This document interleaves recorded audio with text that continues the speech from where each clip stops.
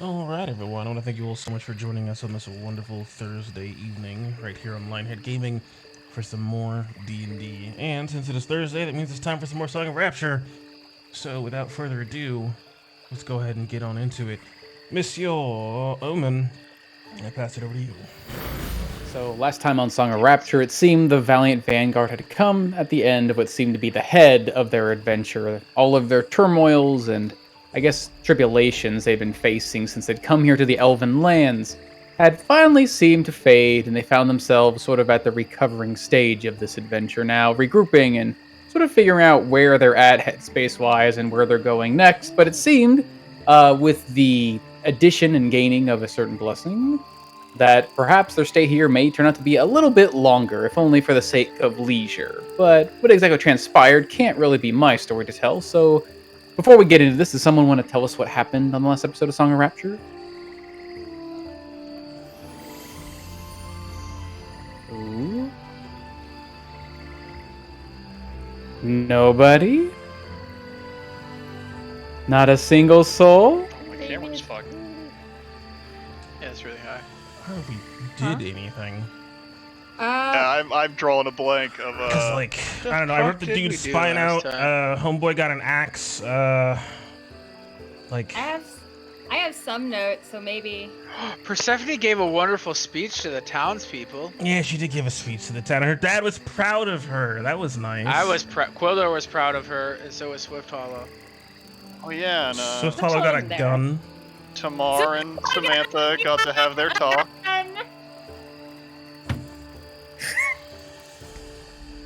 Swift Hollow got a gun. It's really just kind of wrapping up shit. It was already like... We revived all the Elven You got the bow guards. from the guy and then gave it to Swift Hollow, and then Swift Hollow threw it. You following this, everyone? You following this? Yep. Is this cohesive for you? I don't think Swift Hollow's got the gun yet, because Persephone fucking stole the fucking bow from Tamar, and he was like, told her to give it to her. But then, I did. I took because Persephone thinks she's a full elf now because she's Fae. So she went to visit Swift Hollow to try to trance. It didn't work with BT dubs, but she also gave Swift Hollow the bow when presumably she got out of that trance.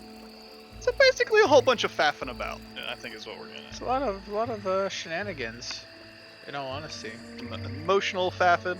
But, Luna introduced Bran to Eric Gelner officially. Yep. He's building her family.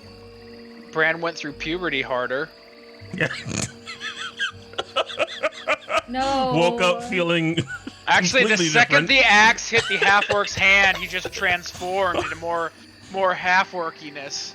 Yeah, even more handsome. I am complete. My tusks have come in. Yikes. Oh, added some brown undertones to his green. Got a wicked cool scar from Haldora. Quildor did eat an egg. He ate the egg that we got from your little fucking crystal black orb now. Dark-eyed Yeah, the dark-eyed fae, and then it boosted his strength. And he, I got to inspire him, pat him on the back, tell him he's a good boy, and he did really good at eating the egg. I did so good, guys. I think I got like a 32 or a 38 out of a 22.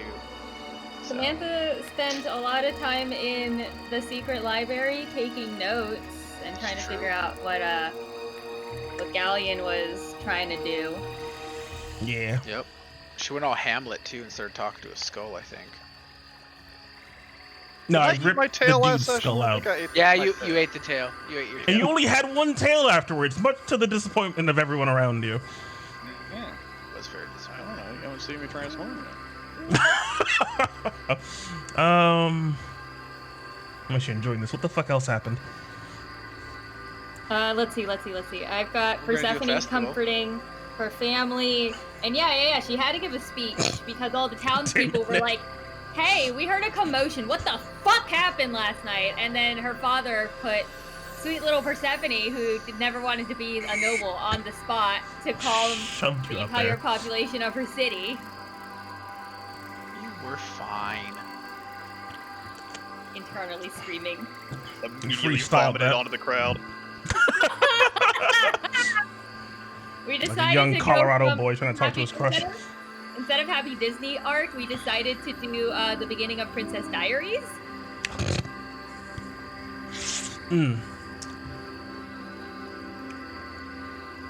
All of this to say, upstage Gizmo with her new artificer powers that she learned in like a week, and Gizmo's like, I spent my entire life working on this. How are you so good? He's a gnome, so it was like Apollo just dabbed years. Multiple times.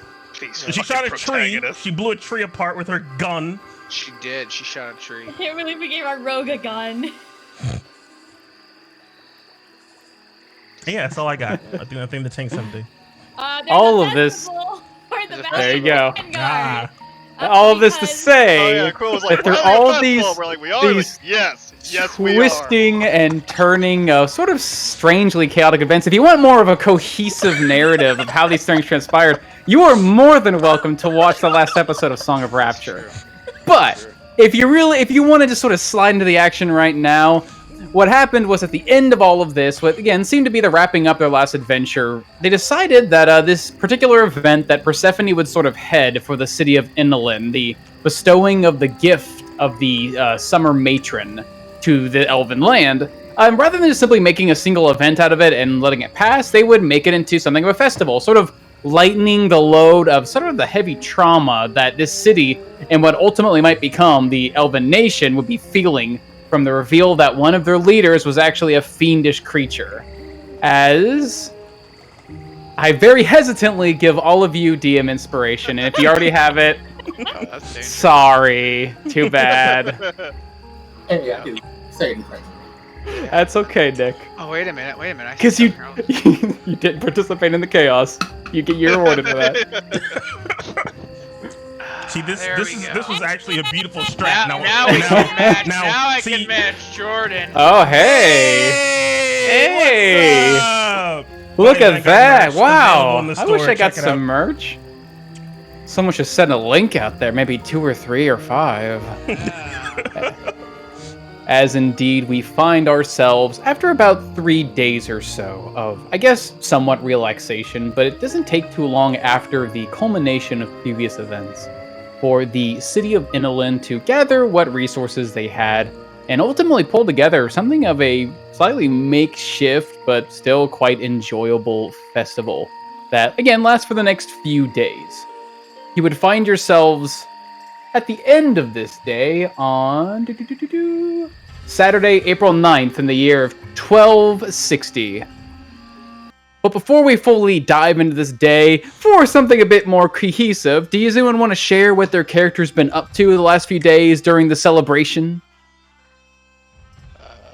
Sure. Anything in particular, or would you rather just keep it in your pocket? I'm gonna share some of the stuff I know other people were there for. Sure. Let's see.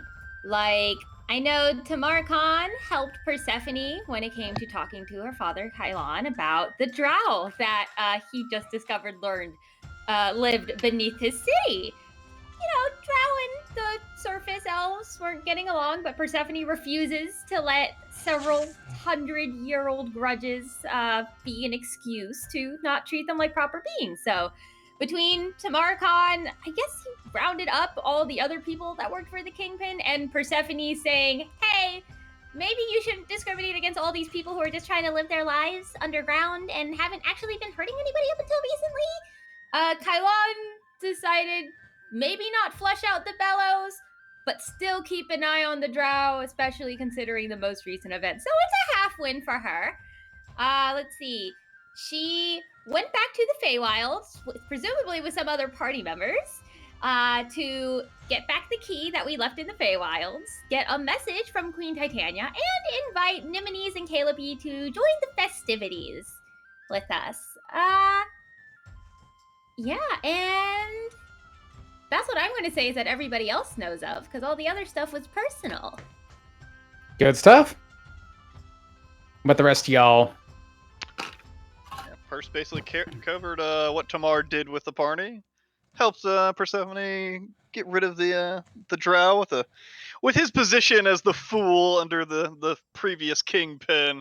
He went back to the drow, and with a little bit of magic that he acquired through his ancestry, I suppose, was able actually to fool the strange insectoid beasts that the Kingpin used to use as his muscle, making them somewhat subservient to Tamar in a way. And with that little bit of authority, he was able to round up the other loyal members to the Kingpin, trying to hatch a plan to spring him out of captivity, gather them all up, but it was all a ruse. Capture them in captivity to be a little snitch, a little narc. And then went back to the Feywild with Persephone to sort of be your guide, hang out within the Feywild a little bit, and maybe get his little paws a little bit little greasy. Who knows? He did some other stuff, but that's about it. Gotcha. What about the rest of y'all? Yeah, Samantha went back with Persephone and Tamar to the Feywild, taking her cool orb and recording the message for the city of Inolin and perhaps the elven people at large from Queen Titania on her little orb of witness, and has taken responsibility for the gate key box, holding on to that. And then she spent a fair amount of her time in the sort of hidden library and some of the connecting areas to it, working alongside her strange sort of familiar Raziel, both studying Galleon's notes and trying to have a greater understanding of what it is they're dealing with, and also a greater understanding of Raziel, which she met a few brick walls with, which we'll have to explore as a group at his request. And then, yeah, she spent a decent chunk of change buying things like magical reagents and scrolls, along with a heck ton of jade, which she's working on shaping into a glove. And yeah, just spent the rest of her time being slightly frustrated that someone is leaving the chest outside of the ethereal plane, keeping her from being able to communicate with the other two chest holders, and has been noticeably distant over these last, I guess, couple of days. Letting people know, like, if they absolutely need her, she's most likely in the library, but she's seemingly almost just kind of avoiding the rest of the group. And yeah, that's just kind of how she's been for the last couple of days. Okay. But the rest of y'all? Hasn't done a whole lot. She's mostly just been spending time with Bran and Eric, watching Bran as he trained with Quildor, knowing that he came pretty close to death. And Robin would not be particularly happy if anything were to befall her son, so Luna has just been keeping a close eye on Bran while he continues to train, make sure his injuries do not reopen. dragging Eric along since he is a doctor can help them, but mostly just spending time with them, trying to watch Eric, see if his memories seem to reform. After all, he did just come back to life, so he's still in a bit of a weakened state.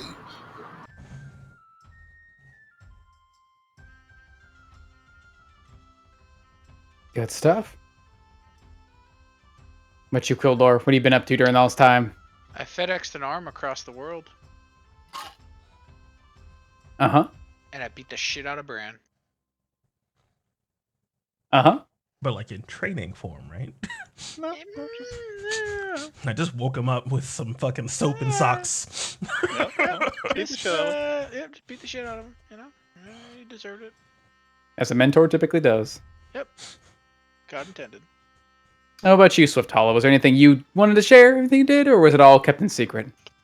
No, Swift Hollow is the cloistered woman that she is. It seems to be a reoccurring thing with festivals, how she just kind of boards herself into a room and got busy. Making slugs, making poison. Probably bought out their adamantine and mithril and star metal. No reason. All of it! And they're jerky. She's acutely aware of adamantine poisoning, but Swift Hollow's fine. It's fine. Everything will be fine. All right. As indeed, we eventually find ourselves coming to mostly the middle, I guess, at this point, of this third day. The gatherings of the inland people, many elves, finding them surrounding the great and now glowing tree of the Zendalorada. It seemed even just a few days after some of the, I guess, excavating forces beneath the city have supposedly dwindled and pulled away from the Underdark. Even some of the magic that has been latent within this great tree has started to return ever so slightly, giving it a bit more of a luminescence, but still not to the once prime it used to be. As you find yourselves followed after, or I guess in this case, following after the Lord, Lady, and young Lord-to-be Rael, with Persephone essentially leading the way until you reach the center of this great tree, surrounding this massive, almost like barricade of roots that seem to naturally grow and, I guess, bulwark this area. You could see numerous faces sort of peeking up and over, watching as this great tree is, about to be blessed, so to speak, as we'll pull ourselves, just for flavor's sake, onto an old remembered map, no longer on fire. As Kaelon steps forward before everyone else, you can hear the crowds murmuring in excitement. They see that the royal family has gathered some of their compatriots in their nicest garbs, as it appears. As Kaelon eventually announces the crowd, holds out his hands to his side, and you can hear everyone's voices start to dim down. Thank you all for coming, and I do hope that you have been enjoying these, well, rather short notice festivities, but it seems that spirits have been higher since these recent developments. And now, without further ado, for the first time in what must be centuries, if not millennia, a blessing from beyond this world, a blessing of great magic, is to be bestowed upon our great Zendalorada. I ask that you all stand and watch as history is made. As he sort of lowers his hands and then just looks to you, Persephone. As he's giving his speech, I'm casting Speak with Plants on my friend Zendi because they deserve to hear all of this. It's their moment too. Okay, so Persephone with her fairy wings, she's just going to flutter in the air, centered centered in the trunk of this massive crystal tree. I live by the mantra, as seasons change, so do we. I know it is not the nature of elves to seek change as quickly as other creatures of hearth, so today let this be a new chapter for not just Inolin, but for all of Illyria. From the moment great-great-grandmother Thea, who founded Inolin in this very spot by planting the crystal seed, to now my father, High Lord Kaelon, who continues to see the city through great change and growth. Zendalorada, I invite you to share the blessing of the summer court. As Persephone flies over to the tree and extends her hand that Titania blessed, and tries to transfer the magic onto its trunk. Here, you reach out your hand, you place it against this large crystalline trunk, and immediately you feel that same similar buzz of magic as you did before when you last communed with this thing. Only now there seems to be a greater, like, I guess we'd call like a resonance. That sort of buzzing feeling begins to build almost until it's too much before it seems to stabilize. Excuse me, being choked up here. It's really emotional. As the mark on your hand that sort of, I guess, anchors this power that you were given begins to softly glow. And as that power that builds and finally stabilizes evens out. Sorry, that wasn't me this time. I'm very emotional though. You feel, I guess you first hear the voice of the Zendolorata rush through you, into you, but then it becomes almost, for a moment, all-consuming, as it almost vibrates your entire form with this single soft phrase. And we accept. And then in that next moment, Persephone, your senses are gone, and you're no longer in Inulin. You find yourself out of an estranged, almost the closest you could describe it is a familiar sensation when you have allowed your mind to leave your body and enter the consciousness of another. It really, in its own way, feels like you've once again entered that strange, mysterious world of the dreams. Only now, all around you, there's no shapes. There's no form. When you've entered a creature's dream, Persephone, there's usually some sort of structure, some sort of understanding, something I guess the mind creates to ground itself. But here, there's none of that. There's only this swirling and shifting of colors. It almost looks like water or clouds that seem to rise and fall around you. Sometimes it gets close and brushes across you. When it does, it seems to change form. The air rings softly with almost the sound of a breeze, but it's soft and almost musical, like chimes blowing in the wind. And within this swirling mass of color, you can see a culmination of these glittering lights begin to coalesce, gather, and take form. And within this shape, tall, almost as tall as the woman you met just in the other world, but no true, I guess, recognizable features save for what you could call limbs. They seem to fade in and out of reality with every movement this thing makes. Its form surrounded by these glittering crystals. It's clearly feminine in design, but completely alien in appearance. As it looks down upon you, these small cracks across what you can only call a face open all across. It's almost looks like a mask, as several crystal-shaped eyes stare down at you with soft twinkling light like that of the stars, as this familiar voice speaks out to you. It is a pleasure to finally make your acquaintance, Persephone. As standing before you, you would see, I guess you can only call the Zendolorata. Only it's not in its tree form. The closest thing you'd think is something of a spirit. As this entity extends out before you. Oh shit, it's big. Persephone is going to fly up to be eye level with the Zendolorata. It's a pleasure to finally meet you too.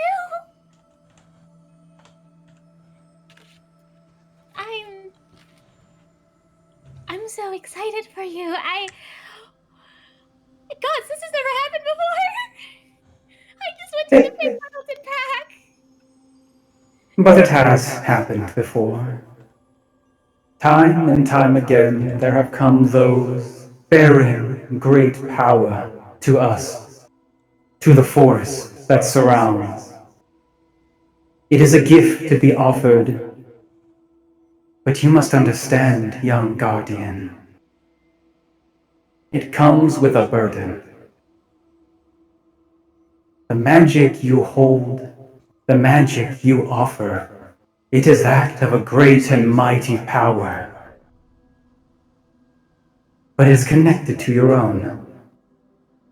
To offer this power to the Zendolorata, to us, the trees, the plants that suffuse this land and give it life, is to give it a part of yourself, to connect yourself to the entirety of the inland forest and the creatures and land that surround. You will, in this acceptance, in all of this, in essence, become a guardian of this land. It is an act as the catalyst of this blessing that you will be linked to nature.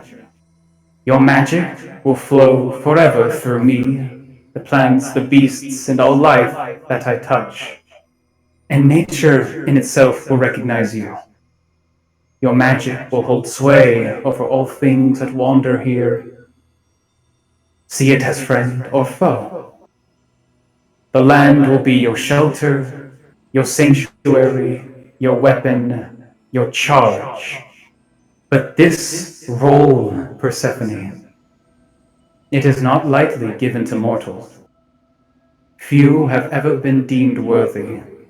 So we must know, what would you do with this power, with this role? What would you do as a guardian?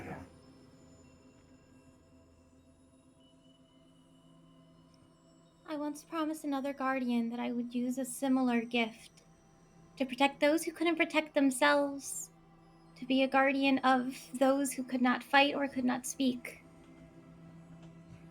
I will continue that. I feel that I'm in a place where I can speak for those whose voices are not being heard. And while I extend a kind hand first, I am not afraid to use force if needed to protect those of these lands. I wish to be a guardian first, but also a friend. And as that last word comes out, Persephone, friend, you feel this sort of like warmth brush over you as the world around you suddenly seems to shift, as it almost seems like the entire thing bursts forward in this rush of color, like the ocean. Like when you watch the ocean edge crash against the shore and becomes this froth that sprays into the air, only this time it stays and becomes this twinkling mass of stars.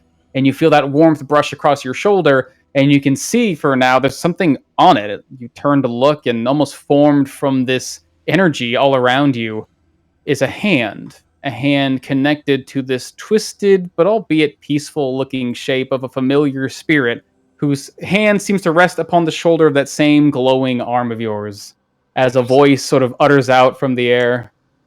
She has proven herself to be a kind and benevolent spirit. One that will bring true good to these lands. And from the other side, you feel this sort of like softened nudge as this brush runs across your side.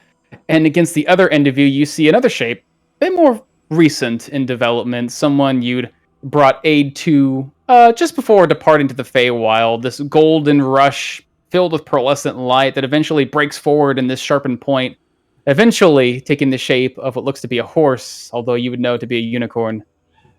And when push comes to shove, she is willing to do what it takes to keep peace in these woods, whether it is with a sturdy hand or a gentle touch. And then from behind, you can hear this soft voice, very quiet but powerful, reaching out into the air, shifting and quieting the sort of swelling storm around you. Just something soft and oft-spoken. She is a spirit I have longed to search for. The eyes of a friend that deserved a place in these woods. That is what she's always been. A friend to all things that pass through. I knew from the day I met her, she would make a wondrous guardian. But more importantly, a true friend to the woods. As the wind brushes past you and you see this massive shape taking form in the back of the swelling, although his his form seems to be less corporeal. He's not as defined as the rest of you here. It seems almost like wispy, like a cloud, as he just seems to be smiling for a moment before again the wind blows and his form just seems to disappear. And you can see this massive shape of the Zindalrada, or at least what you think it is, looking down upon you, and all around you the wind blows. You can hear the soft whispers of multiple voices, conjured not only by this area you're in, but by the magic you're still suffused with. You can hear the voices of all the trees and spirits and forests surrounding your land. They're whispers, they're moments of uncertainty that as these other spirits arrive and basically speak on your behalf, they begin to grow silent and quiet. And the Zendalarada leans down, her form's similar to another creature you met before, starts to slowly shrink in size. But her stance on the ground never seems to change. I guess I suppose it does change. She remains positioned in the air, flying and floating with you. As you see across her normally kind of straight mask-like face, a soft smile begins to break. And so it seems in your travels, you have made those allies of the forest. I suppose there is no denying it. Your words are true, seen through to your heart and the words of others. We accept this gift.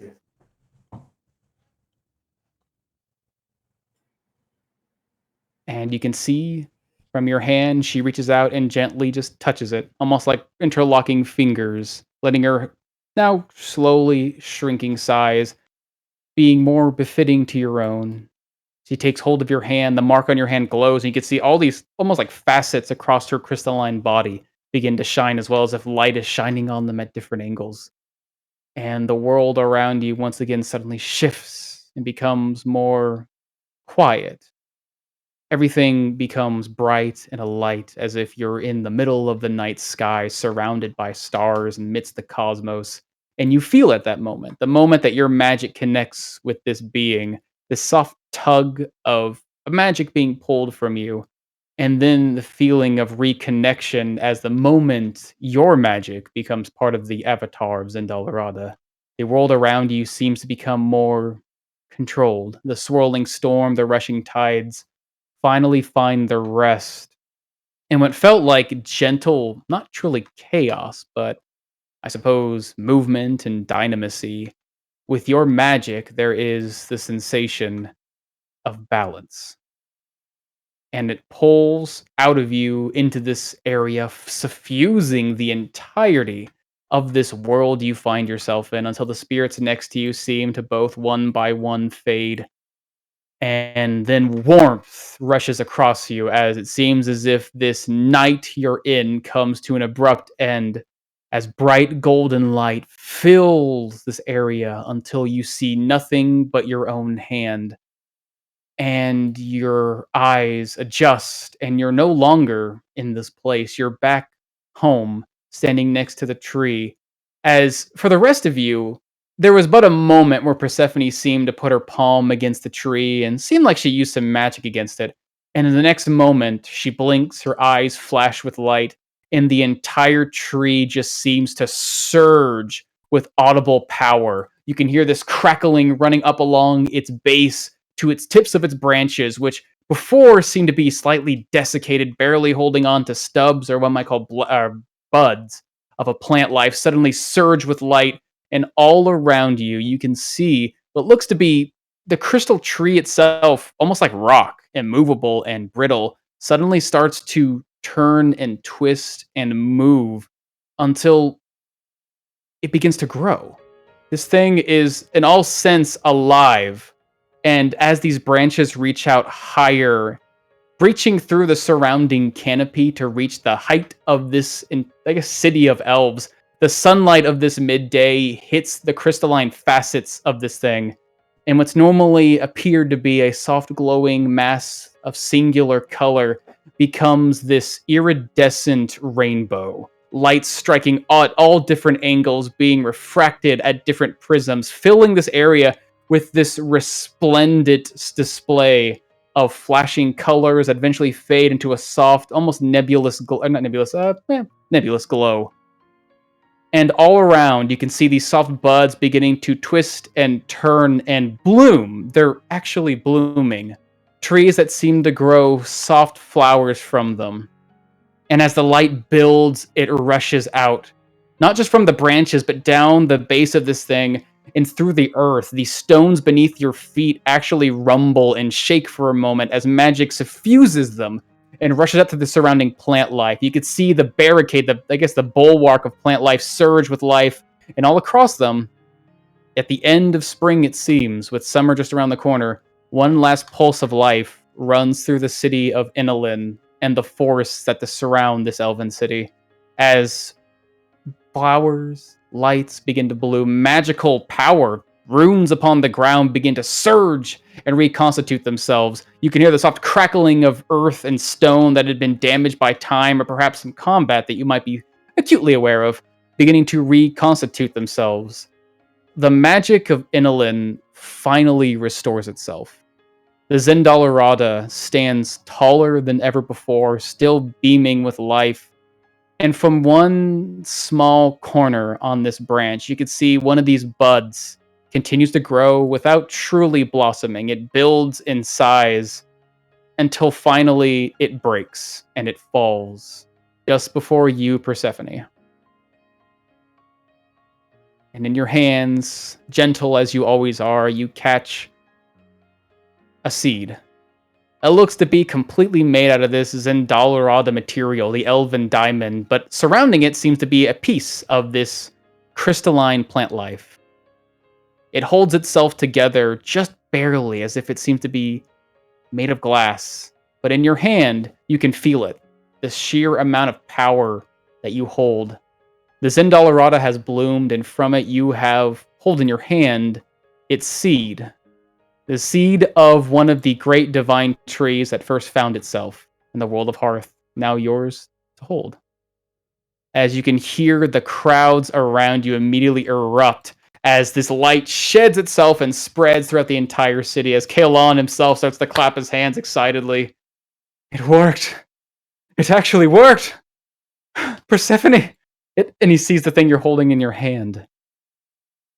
Oh, by the gods. It's made another.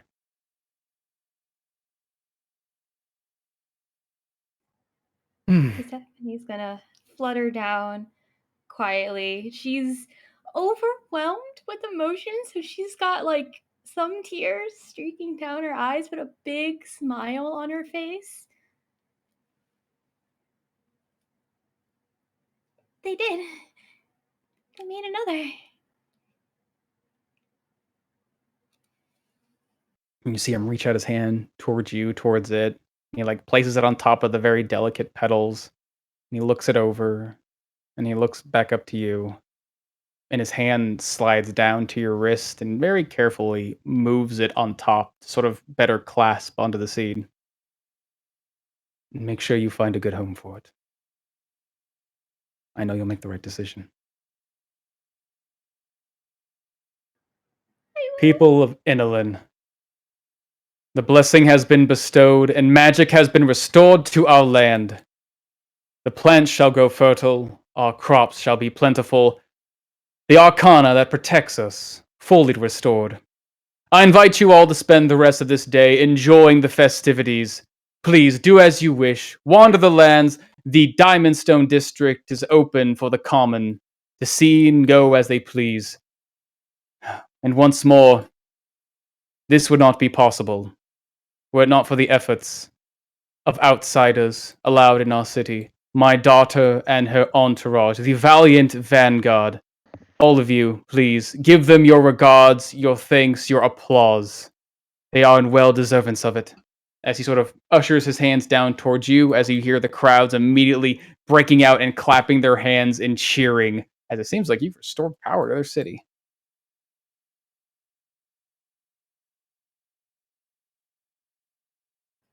As with that, you'd be all allowed to disperse and enjoy the final day of your festivity. Persephone holding a great mote of power in your hands, you find yourself almost complete here. You're simply allowed one last thing to do. enjoy the rest of your day with your family, with your friends, in your home. As what are y'all gonna be up to during this festival this last day? Y'all just chilling and go have dinner?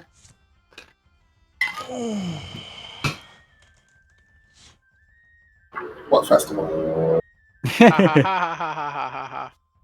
out, baby. Having a good time with everybody. Yep. Hanging out with Calliope. Getting along well with the rest of the city, really. Just smoozing a bit. Disappear here and there. Go hang out with some random people. Tamar likes to make some short-lived friends whenever he gets a chance. People that you can have a good time with that you may never see again, but I mean it's not worth the trip. But mostly dragging Calliope around wherever he goes. Oh yeah. She seems to be quite attached to you, and it seems like everywhere you go, yeah, as these apparent new heroes, one might say, of Inolin, you've got quite a bit of traction. Whenever you walk by the common folk, they've recognized you, some from quite some time ago, as they seem to have a newfound appreciation for this monkey man. And Calliope is all about the festivities, although she does disclose with you, Mr. Tamarkan, that she thinks that she might linger around this place for a while. You guys use some of these magic to get back and forth between the lands, but as much fun as they find, well, this is a grand reason, excuse me, let's say, to spend some time wandering these beautiful elven lands. It seems she even might find herself a new purpose here. But for tonight, it is all about fun and festivity, enjoyment. And she would like to very much find enjoyment with you, Demarkan. Just enjoying the day. Deep into the night. Getting pissed drunk by the end of it all. But if nothing happens in the morning, I guess I'm assuming sometime we have planned to meet back up. I'm gonna try to catch Quildor beforehand. Sure. We'll try to find his ass. We'll put a pin in that real quick. As a little sort of last day. As what about the rest of you? Anything you want to do on this last festival night? Go get drunk, go have fun, go talk to people. I'm gonna drag Swift Hollow around so we can have fun because she's been in her room for the whole fucking festival. Wait. Okay, but that cuts into my daily 4-hour allotment of fun. Alright, we have 4 hours. Swift Hollow insist. As Subtola pulls out her dossier and points out, well, I'm like, okay, I've only got this allotment of time, so let's make this count. What do you guys do? I'm sure there are games. It's a festival. We're gonna go play games with Swift Hollow. We're gonna eat some good food, and towards the night, I want to take her to see this florist that I used to visit as a child to go watch the night blossoms bloom.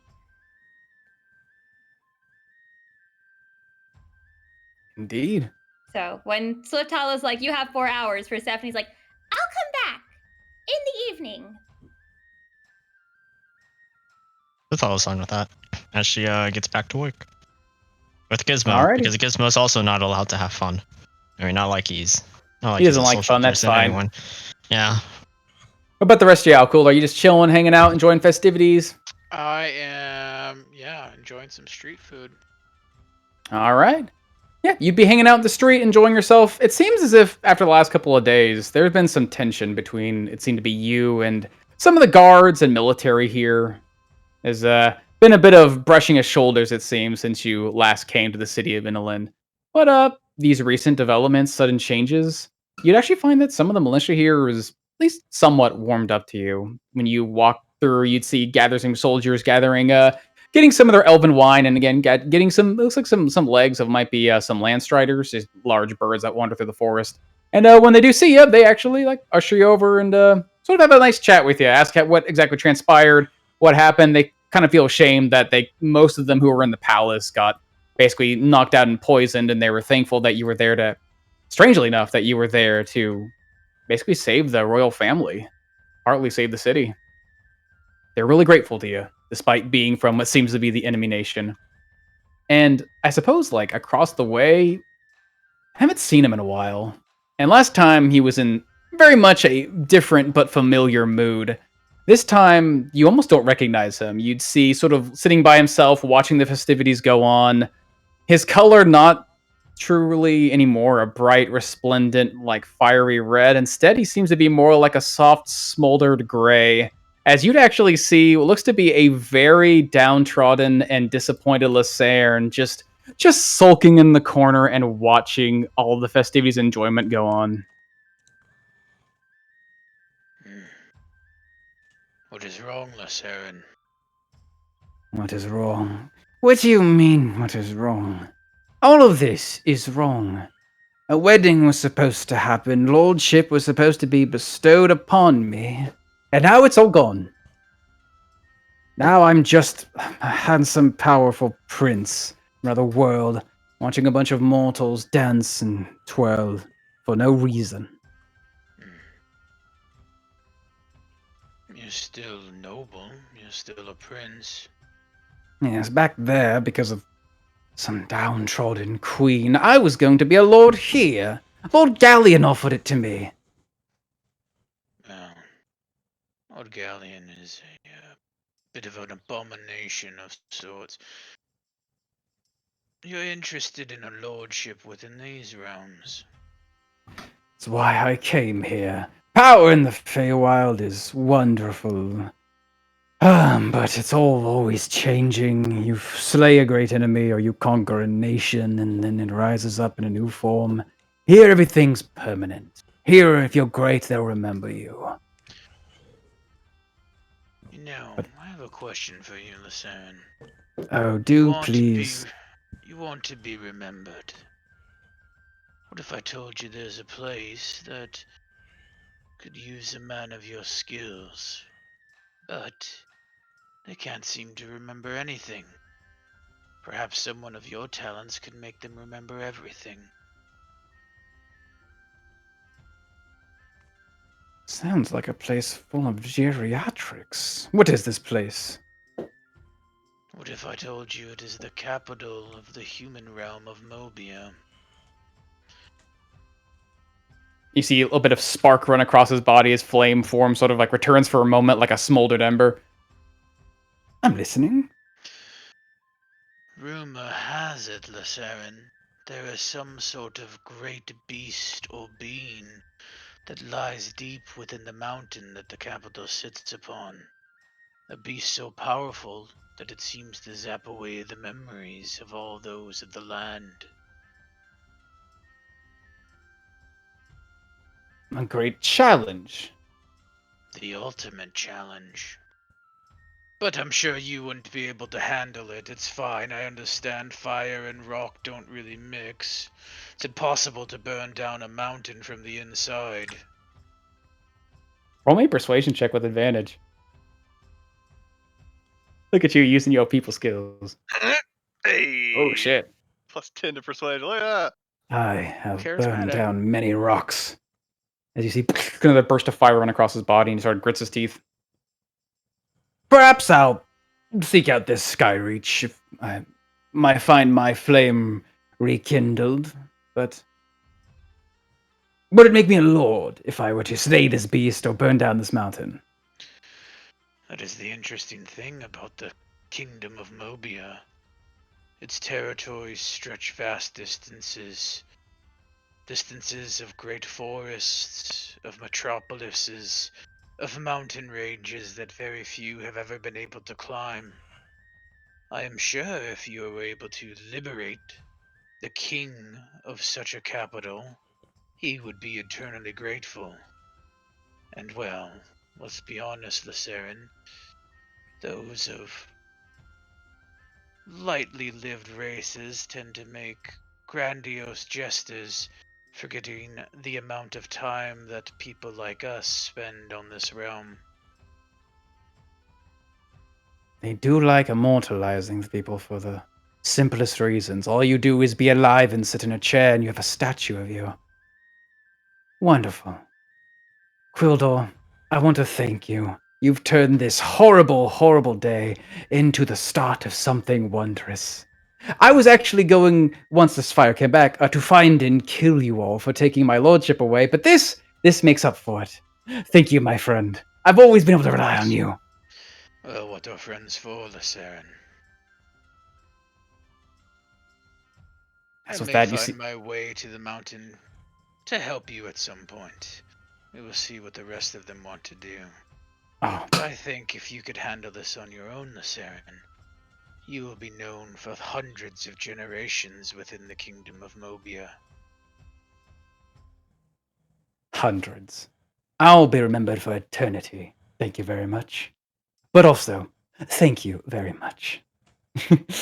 I think I'll get going now. So good to see you. If you come to the mountain, it's already been taken care of. Well, you'll know where to find me. I'm sure they'll make a throne for me upstairs. Wondrous! As more fire runs across his body as he hops off the barrel and gives you a little half bow. Until we meet again, you'll be blessed by the presence of the Wildfire Prince. Thank you, Kildor, I should best to say. Well, perhaps I'll knight you once they make me a lord. Perhaps. As he hops off the barrel and sort of skips off, very daintily, but every skip sort of makes a spark of flame that scorches the ground beneath his feet, and the guards who you're just talking to sort of get concerned, watching him very carefully as he leaves. And eventually he sort of makes his way across the land, and eventually sort of out of the city, it seems like. No one's able to find him after that. But you, Luna, you just chilling, enjoying the festivals, not enjoying the festivals? Depends. What does Brad want to do? I mean, Bran is currently off of training today, it seems, a very important day, so he has been chilling, one might say, with the rest of the people who have grown quite astute of his presence and involvement in saving the city, who are pretty impressed. He finds himself at a number of places, kind of hard to track down. He's probably bouncing between bars, talking to some elven ladies. Well, eventually, I will kidnap him and Eric so that we can have a bit of a conversation. Oh, sure. Yeah, you probably find him in the middle of telling a story. You'd see his clothes, which have just been recently repaired thanks to the magic of this place. But he's sort of opening up his tunic to show off one of his very deep and dangerous and very life-threatening scars he got. Exposing way too much of himself to looks like hard to say if they're young or not. They're probably like 3 or 5 times his age, but very beautiful elven woman when you find him and drag him away. And then Eric Gelner just seems to be lingering basically wherever you are. He doesn't seem to have much to do, not much of a party, or just sort of enjoying that there is a festivity going on without doing much on his part. Maybe I'll should drag them both away. Yeah, I'll probably drag them to just a private place and just turn to Eric and just say, so, since you come back, we have been asking you a lot about the current situation, but I have something very important to ask you that isn't particularly related to that, I hope. That way. How much do you remember about my parents? The memory is still hazed, but I do recall who they were. They were far travelers from... It's strange to imagine. I almost believe they tried to hide it, but it came up in conversation for their own sake. Did they say they were from Ciderwood? Yes, I do remember that name, but every time I try to find it on a map, I can't seem to locate it. Well, that would be due to its nature. You see, Ciderwood was, well, where should I even begin with this? It wasn't even a human settlement, it was an elven settlement during the War of the Ancients. When the dragons were searching for the elves, they needed an outpost. A place where they could watch the forests for supposedly the emerald terrors that wandered there, while remaining safe. And so through their magic, they constructed something of a sanctuary. A place really not truly here in this prime or in the next. A place, an extra-planar place. A world outside its own. Supposedly protecting them from disease and harm and even the ravages of time.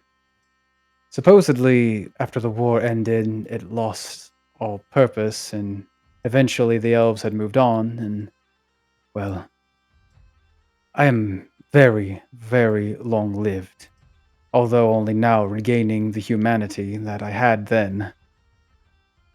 It was in my generation, in my lifetime, during the Crown Wars, that the name Ciderwood came to be. Humans, perhaps by chance, had found this once lost, hidden town, supposedly in the far north in the woods. When the war was at its worst, when the battles between the races and the kingdoms had come to a head, many who had been wounded or scarred by battle, sought shelter in this, at time, rumored land. They would wander north to the forest, and eventually, if fortunate enough, they would find this place named Ciderwood, a place where one can find sanctuary from all troubles of the world. Many patients of mine had mentioned it when they lost their families or had wounded with them, of whom they could not treat. They would dare venture forth to find this hidden fantasy town. None returned. I hope to believe they found it. However, if that is where your parents are from, I do know the direction of where this town may lie. And, if possible, I may know how to access it. Supposedly there is a tree somewhere within these woods that holds some magical device, an artifact, something of elven creation. And if, supposedly, with the right usage, a magic word, a touch, a key, perhaps, one can enter or exit this sanctuary. Luna, if you wish, I've done many terrible things to many people, and you especially. I have caused you great pain in my monstrous state, and only now, as a human, can I truly understand the gravity of what I've done and how I cannot possibly hope to undo the damage. But with what's left of my life, I would do what I can to help you find your parents. If you wish, I can take you there.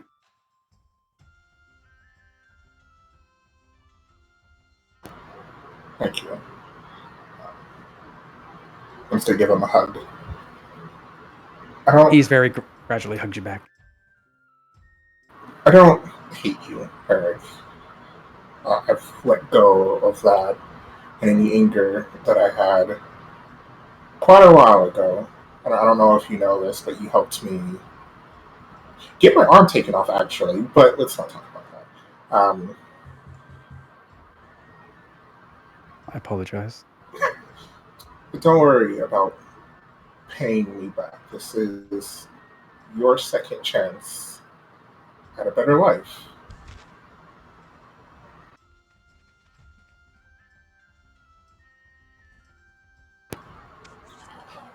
Thank you. That'll mostly be it for now. Did you need me to do anything? Is he like, you see Bran, like, as you guys are talking and having this kind of serious moment, you see him, like, slowly, like, kind of bringing himself further away from the conversation. Still, like, remaining intently focused on it, but his eyes keep darting back and forth to, like, the door or the window. Well, I had dragged you away from your little girl party to hopefully learn a bit about my parents. But sure, Bran, you could go back to your girlfriends.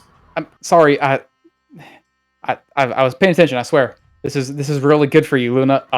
Don't worry. Just go. It's alright. I'll drag you away later. Okay. Thank you. Where was that? That way. As you see him dart out the door and just poof, disappear. Aww. As Eric just sort of smiles after him. I think you make a wonderful parent. Ooh, don't say that. Why not? It is far too early for kids for me. I suppose so. This is a new generation. Many of you are starting much, much later. Fucking millennials. Fucking damn it. If there's anything else you want to know, you're very free to ask, Luna. But for now, I believe I'll enjoy the rest of my festivities wherever you are. Truth be told, I haven't eaten anything in so long. I would very much like to try whatever that smell is out there. I've been holding myself back. But I feel a hunger taking over me, as sinister as that sounds. Sure, come on. Just don't eat too much. You're gonna make yourself sick. I'm a doctor. I'll prescribe myself a tonic. As he'll follow after you. Sort of like not a skip and a step, but just like a softer smile on his face. Alrighty. Samantha, is there anything else you want to do? Anyone you want to talk to? Any people you want to see? Or are you just spending time alone? What are you doing during this festivity? It seems like Samantha's been sort of distant. Yeah, I go to Persephone after she finishes her ritual and like congratulate her and just give her some positivity and some like reinforcement and it's just everything sort of short of like literally patting her on the top of her head. But just her comments at the start of this whole situation have not left her mind, as divided as it is right now, that she wants her allies to be more than her allies, more than just her comrades in arms, her friends. So it's a bit of an act, but she's really good at deceiving people. So she just tries to be nice and try to just give Persephone some Persephone energy for a few short moments before saying that she has business she needs to attend to. And then she just sort of shoots a bit of like a pained smile at both Persephone and Luna before sort of just slipping into the crowd in a sort of reclusive fashion, going to go buy basically the absolute nicest alcohol she can possibly find and afford. She buys a night's worth of it, along with just the nicest, most like rich and just indulgent collection of meat that she can get her hands on. And she slips away with both of those things, past any guards who might ask questions or anything like that, back to the library. And she just, after spending the last few days doing the research that we talked about and discussing things with Raziel, she is now just sort of musing in a sort of half depressive fashion about her existence. The last thing that I put in my downtime, the Deus Profugus, she knows what it is the sovereign is. She knows what it is her rival detests. And she spends the night bridging the gap between what I personally think and what Samantha thinks, and starts putting pieces together. And she is furious and sad, and she doesn't really know what to do with these emotions. She just sits there drinking and eating and trying to fill the hole that all of her subjects inherit. And it, of course, is barely sated. She muses to Raziel all throughout the night, keeping him up even if he needs sleep. Just complaining and, for lack of a better word, just belly aching to him, just bitching, just throwing things through the secret compartment of the library, just being... She just has a night-long temper tantrum featuring really nice wine and meat. And by the end of it, she is just back where she started at the start of the night. There is no breakthrough for her. There is no answer. And she is just short of turning to something that she almost thinks as disgusting. It doesn't make any sense for her to do it. She almost wants to pray. She almost wants to turn to someone she hopes might have an answer, even if her answer is lies, or even if he won't tell her, because fuck you. It's my secret. I'm not telling. And she feels like this is something she doesn't have someone to turn to. She is alone with this problem. And Raziel, it seems, stresses that she isn't, though she cannot see it. Pour yourself a D100 there, buddy. Good shit. Pour yourself 2 D100s. It's real good. I like that. Oh shit! I Good gotta freestyle shit. more often. Samantha doesn't actually get drunk, but she sure as shit acts like it. Nice. All right. As with some festivities going on in the night, questions raised in some of the minds of our valiant vanguard, others spending the evening enjoying a waltz through the woods, watching beautiful luminescent flowers bloom. And also another one, possibly another flower blooming, one might say, off in the far, looks like the fountains of this place. It seems as if Calliope found herself a very special place she loves to spend her nights at, and she invites you there, Tamarkan. Although it means spending lots of time in the water. Tamar's fine with a good swim. As we'll find our valiant vanguard coming together. It seems to be at the end of this festival. Everything has been taken away, pulled away from the streets. Things are starting to return back to normal for Inolin, except for the strange magical pulse that now comes from this having recently bloomed and now very luminescent tree. As we find now, Tamarkan, you're gathering up with the rest of the group. What are you guys up to on this morning?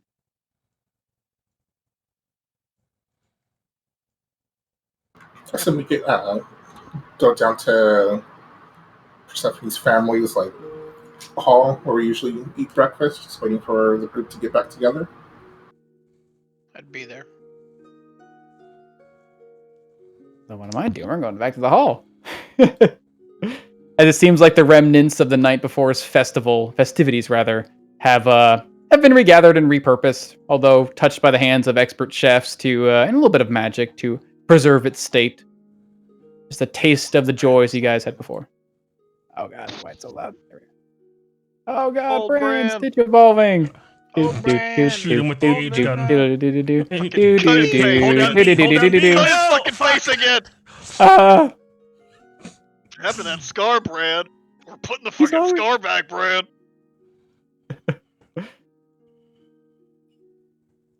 If Swift Hollow allowed, I was gonna stay the night with her just because we had a late night adventure.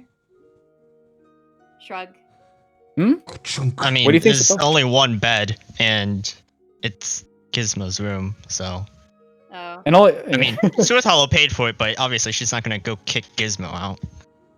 I mean, I will say, joke and meme aside, Gizmo does sleep under the bed. He does not like having his back exposed. Of course he doesn't. I forgot. Never know, man. Never know. I made this guy, and yet. That's a hyper level of paranoia. Well, there we go. Now there's room. Persephone can stay the night, and then tries to drag Swift Hollow out so that we can go meet our friends in the morning for breakfast. Okay. The first time in a long time, you'd have your happy family there. Okay, but this cuts into my 4 hours. Swift Hollow, we're leaving today. What? Case in point.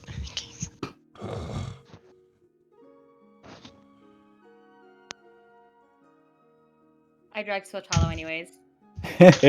Unlucky.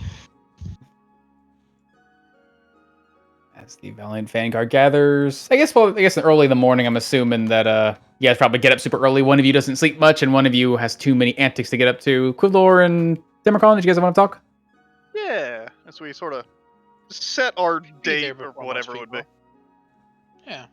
I would I'll try to find Quildor, let him know sort of like the night before. We'll go have a bit of a talk in the morning. Before we meet up with everyone.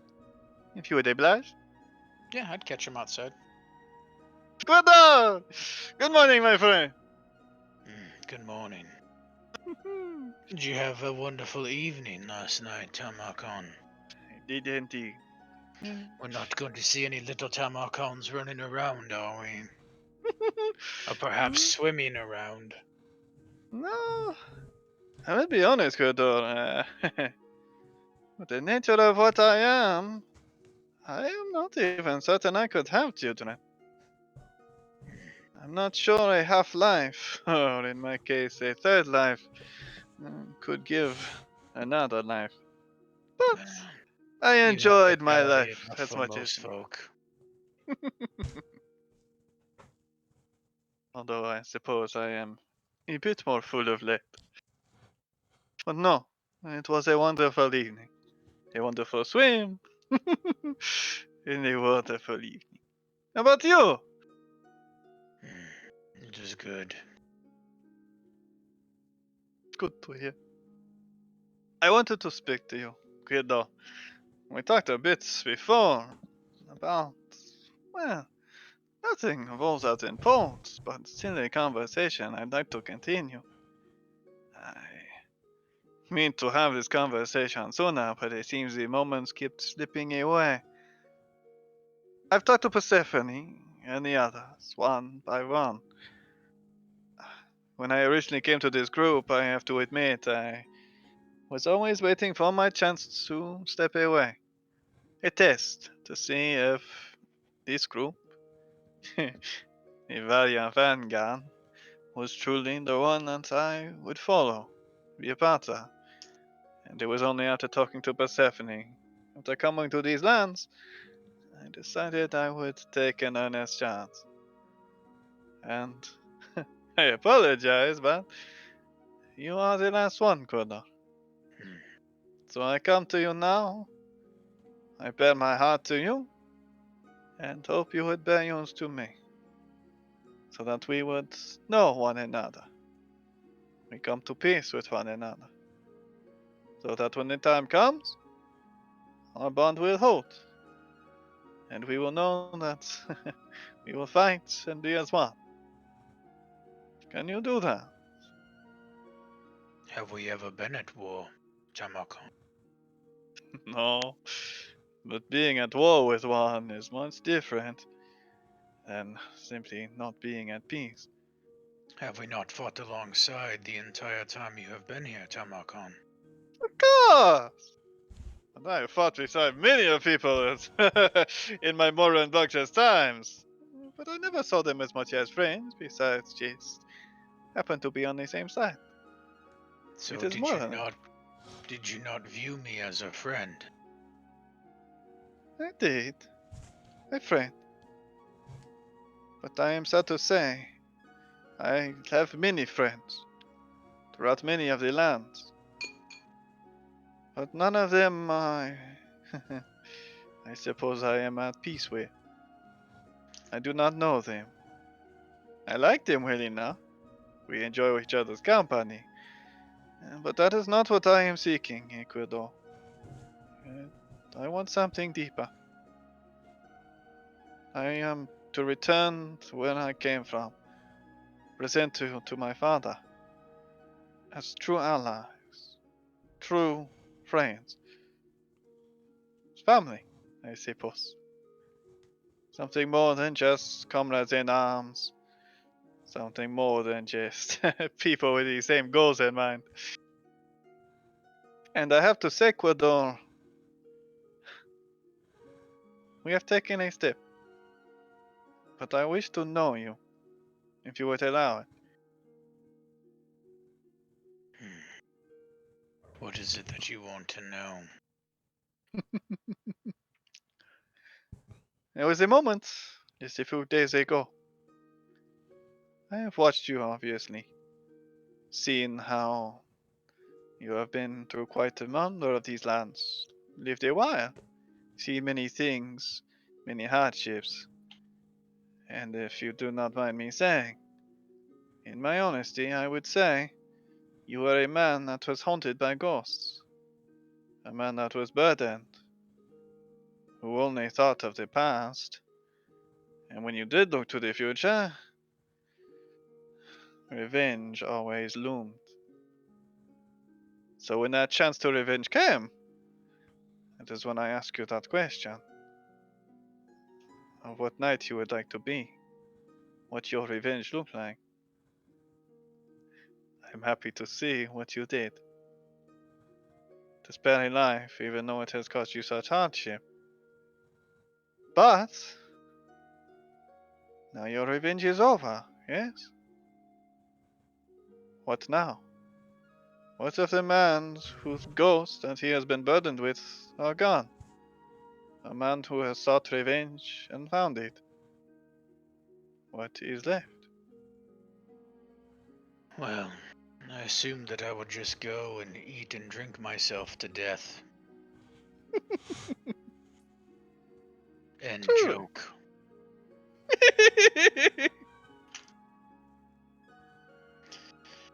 I have come to know the people of the Valiant Vanguard.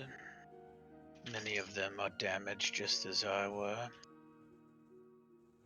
They are in need of assistance. They are in need of a little creature to stop walking on a keyboard. Brant, get down. This place is infested with cats. I don't know what it is with elves and cats. Seems that he was right where I wanted him. But I know that Luna has been trying to find her family. I know that the Serpent Empress wants revenge on those that would not worship her. I don't know how I feel about such things. Nobody knows about Swift Hollow, and, well, you have some brothers to destroy, or overcome.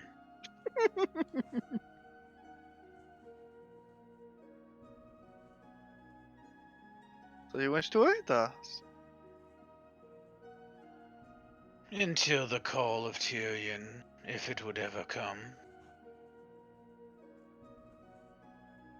May I ask why? It is my home. No. I mean, why help us?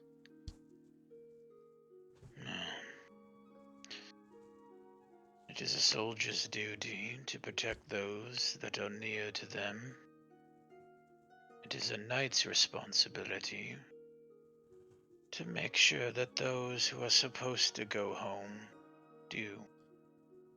And personally, everything I've seen this group go through, there must be some sort of higher purpose in store. Responsibility. Are you a man that, if you are not carrying someone else's burdens, that you would simply float away? Do you need that weight on your shoulders to stay grounded, my friend? One does not get as strong as I am without tremendous weight upon his shoulders, Tamarkan. I see now, Kodo. You are a man who must have a purpose that is not your own. You must serve others. Till your dying breath, yes?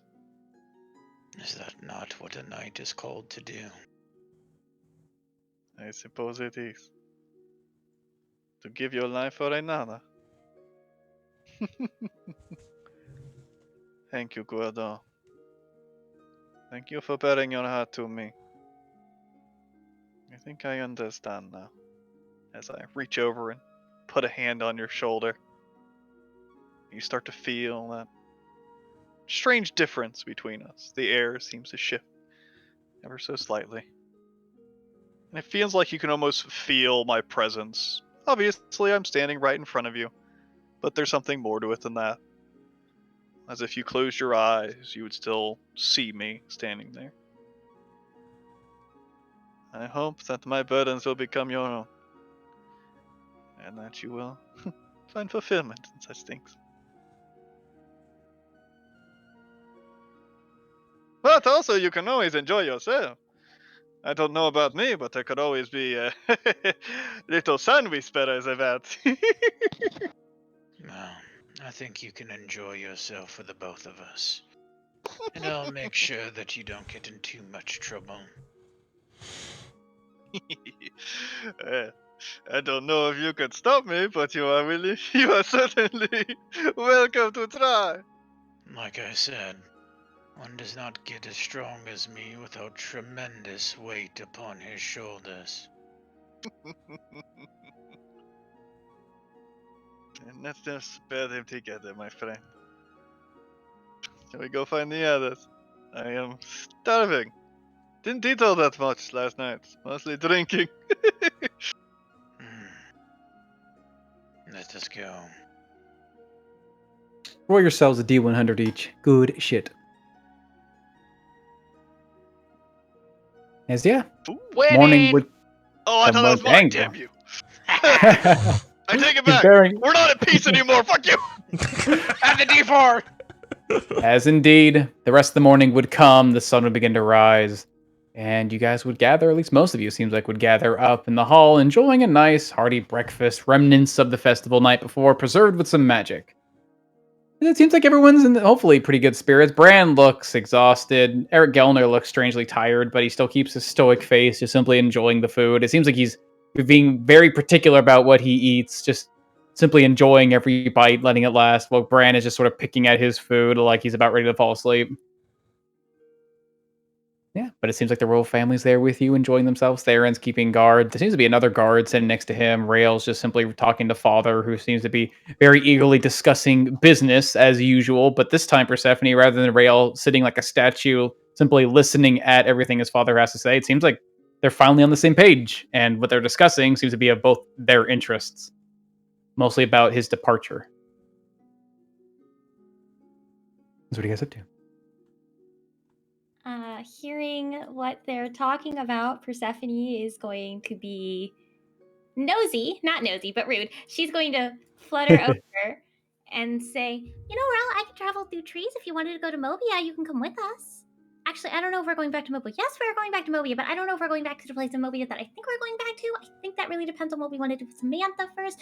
But if you need a trip back, I have a one-way path. As much as I would really love to go see Mobia, I've read a lot about it. I think we're going to be heading west, actually. There's still this situation going on with the Eternal Oath.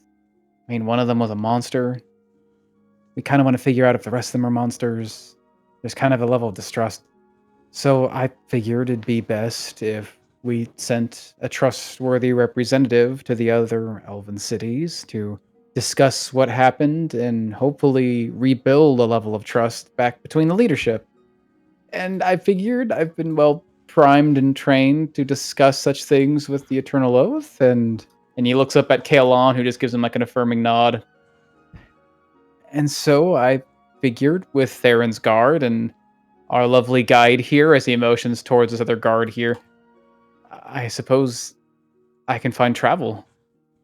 I can leave Inulin. I'm kind of scared. I just fly over the table and just give him a big hug. Just half hovering in the air.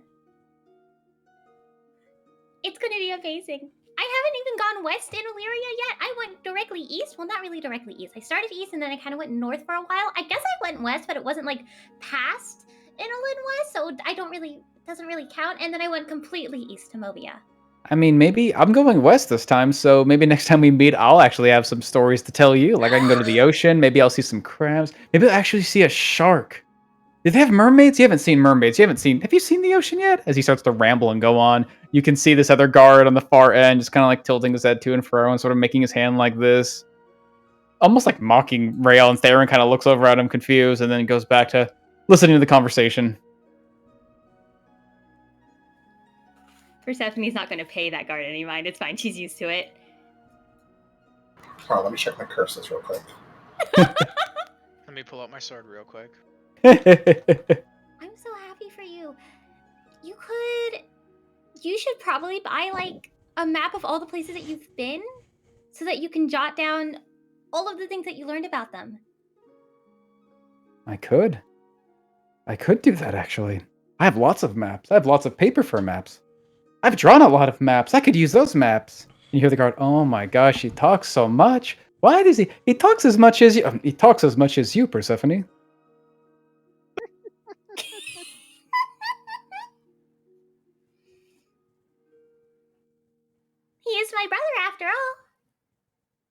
I suppose so. It'll be a lot of fun, Rail. I'll show you all the sights that this elven forest has to offer you. I'm quite an excellent guide. Of course, yes. But what about you? You said you might be going back to Mobia? Are you going back there for a while? Are you gonna come back? I do plan on coming back. I just don't know when. There's a lot of stuff going on in Hearth right now, and my place is with the Valiant Vanguard at this time. But it's okay. I can. Well, I can visit you in your dreams. So you can tell me about all of your adventures. You can show me your adventures. I can show you my adventures. Don't forget to write home though. That's very important. Even when I didn't want people to find me, I still had to write home. Yeah, I'll write home. That would be nice. Yeah, I can't do that, so I'll have to write a lot home to let you guys know. And you see, like, Kalon just sort of nods his head. You will be fine. You are in trustworthy hands, and you've been very well trained in this, Rail. Both of my children have been apparently very well trained in commerce and dealing with such things. As much as it pains me, I believe it's time to let you guys go. And you see, like, Sonatus reaches up a hand and puts it on top of her husband's.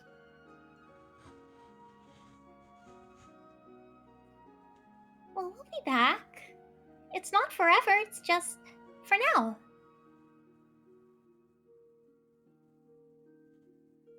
Finally, We understand. Birds leave the nest.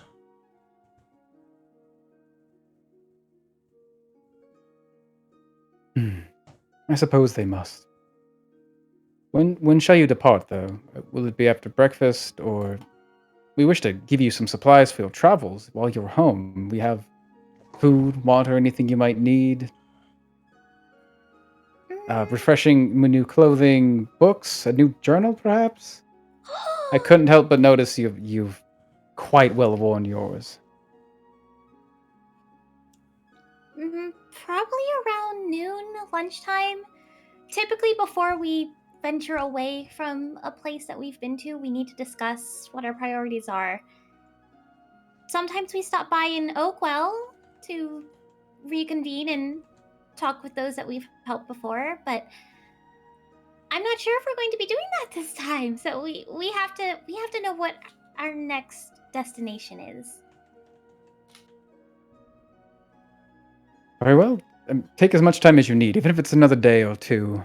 A week or so would be fine as well, but do what you must, Persephone.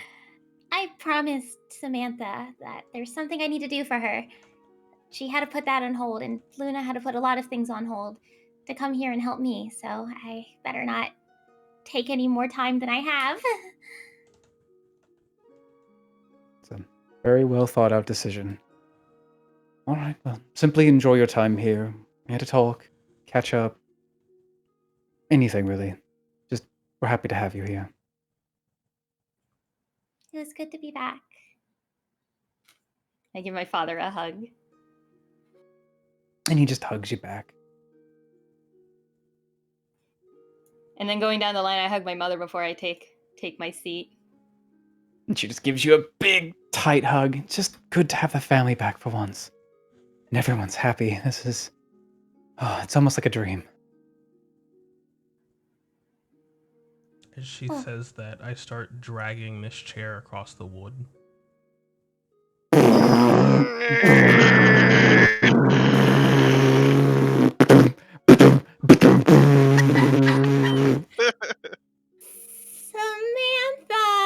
Good morning! God, how bad do you look, Samantha? Do you need me to pick up the chair, Samantha? It's fine. I sort of come down the stairs and I look at you, Persephone, and you can see all of my, the majority of my snakes just seem to be sort of like laying flat against the side of my head, just sort of pointed almost down towards the floor, barely moving. Just a few of them looking forward at you. And there is a obvious sort of dead look behind my eyes.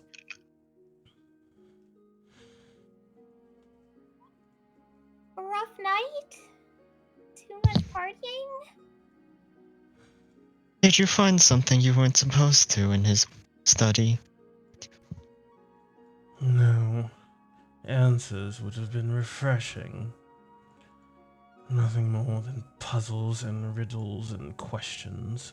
Unanswered, nothing gained, time wasted.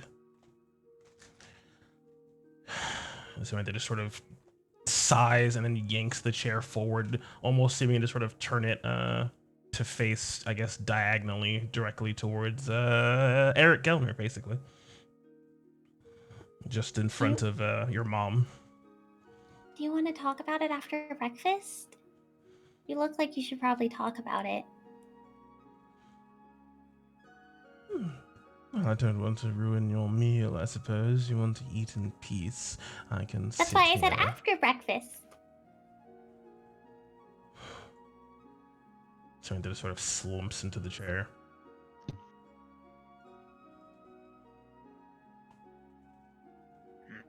Persephone's just gonna fly over by Luna. Persephone doesn't sit anymore. She doesn't make contact with the ground. She's just hovering with her wings. She's got a plate in her hand. It's like a bird just constantly. I have a mage hand. I have mage hand now. I can use mage hand to hold my plate for me. Fucking bougie spellcasters. Conjure some animal. Hold anything anymore? I feel like. Do you think wizards wipe their own ass, or do they just mage hand it? They prestidigitation it. Nope.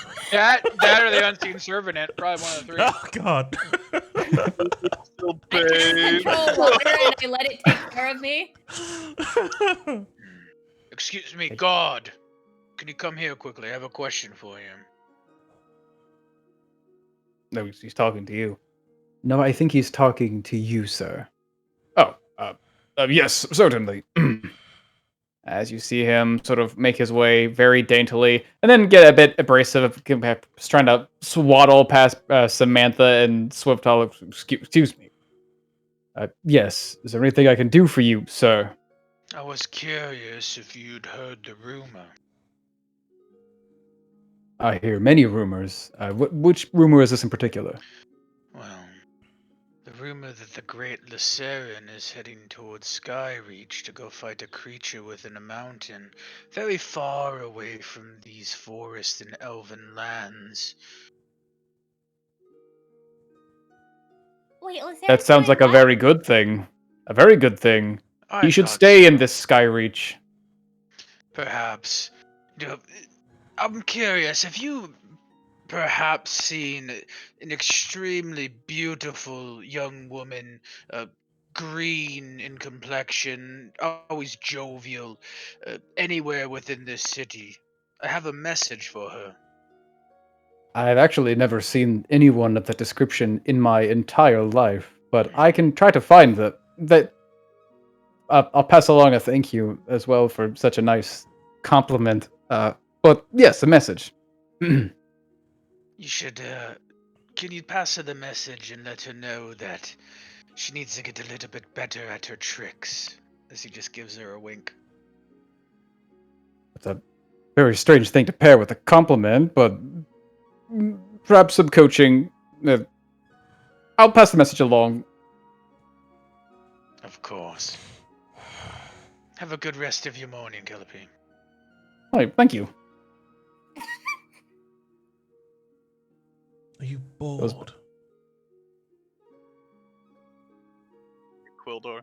You're ruining my phone. It's just too easy.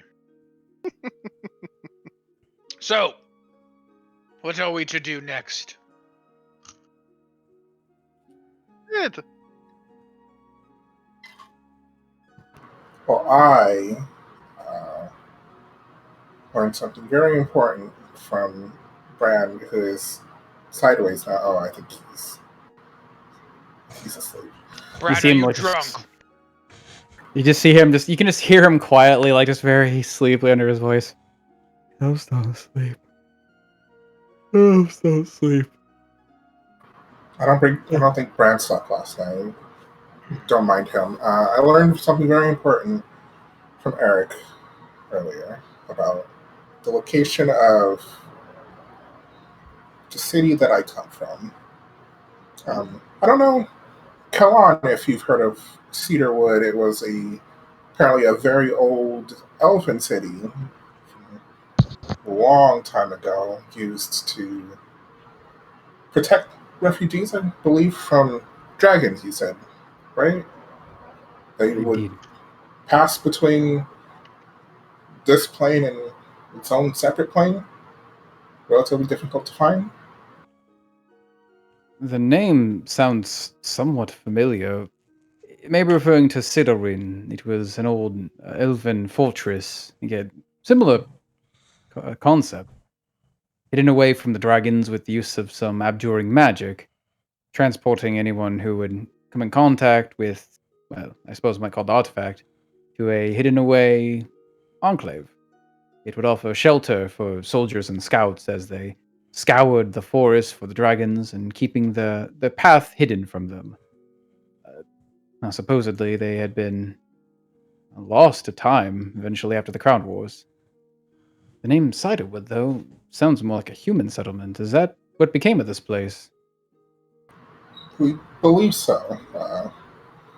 Humans found it during the Crown Wars, and I guess over time it became under the rule of my parents. And Eric believes that he knows the location and a way to get there. So Indeed. that is where Path. I'm heading next. Hmm.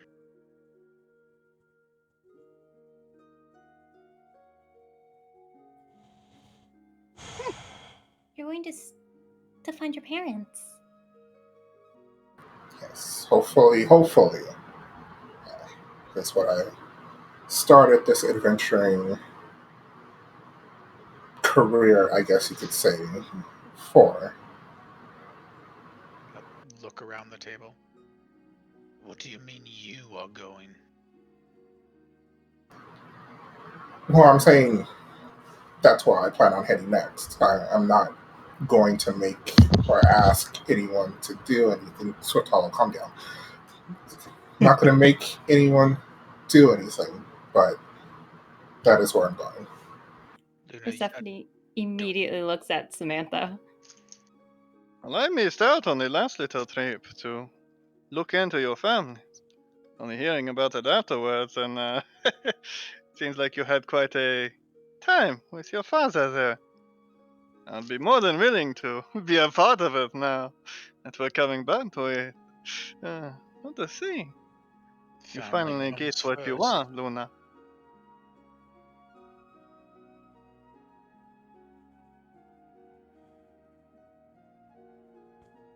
Tamarcon is going, I would go also.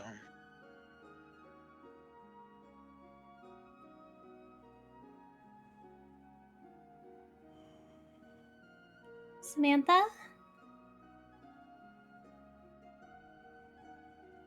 She sort of just looks over at Raziel to her left. I suppose you were right. Perhaps I should have spoken up sooner.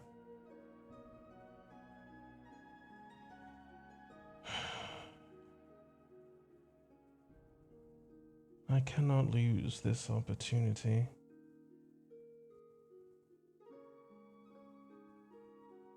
The being that usurped Raziel took his strength from him, schemes in the sands, and I must put a stop to him.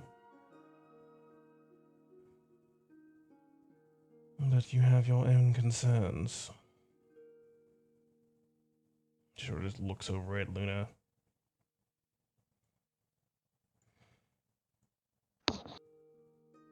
Like I said, I'm not asking or telling anyone to do anything. If I'm quite confident in my abilities to at least find the city. If, for example, anything were to be too dangerous, I could always leave and come back or hire, I guess, the Valiant Vanguard to help me at a later point in time. But again, I'm not forcing anyone. But I guess if we're asking for concerns, Samantha or Medusa, I don't know which one you'd rather us start calling you now. Um, what is your end goal with this cult? Because from what you said during the speech, you didn't sound like a particularly good goddess. Sounds like if they were to start worshiping you, they would still be the type of cult that the Valiant Vanguard would put it into. So I don't know where you stand right now. That is what you remember from my speech. Passionate aspiration, not the words that were spoken of you. As Persephone would notice Samantha's eyes welling up with tears. That's an oversimplification. Samantha, there was a lot said, and I think we could probably take this conversation to another room. Persephone's like eyeing at the people that weren't there and the help walking by. Oh no, misery loves company, Persephone.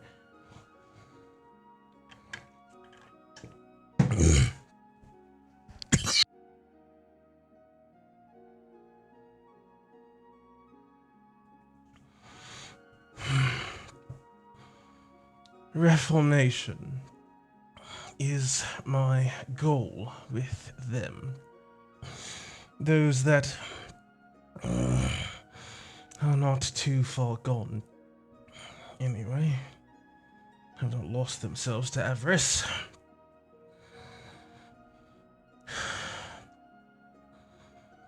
Persephone has shown herself to be a remarkably merciful person. And perhaps I have found myself alone because I have not been merciful enough. Though it seems it is too late, I am doomed to be alone again.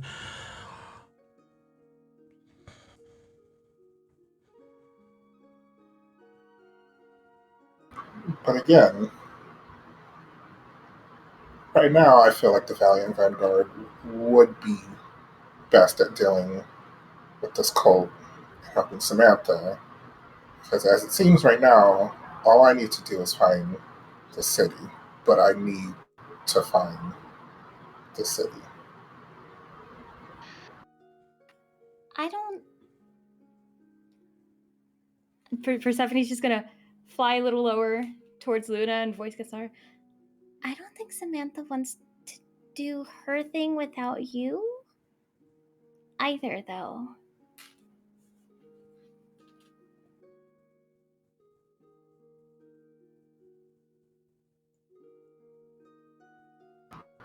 If at the end of the day a decision needs to be made, I can make it. I will still be Luna of the Valiant Vanguard, always. And hopefully this doesn't end everything between us as I look at Samantha.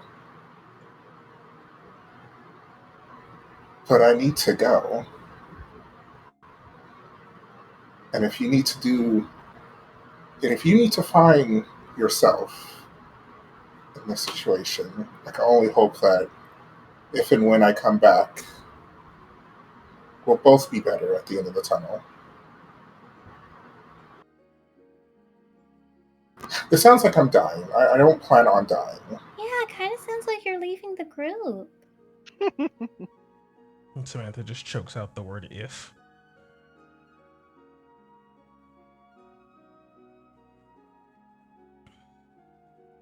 Again, if anything seems too dangerous, I'll leave immediately. I have the means.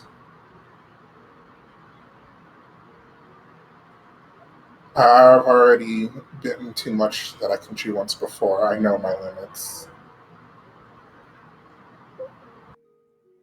Okay, well, if you just want to find the city to start, there is still some information we need to gather for Samantha, right? You have connections we need to meet with?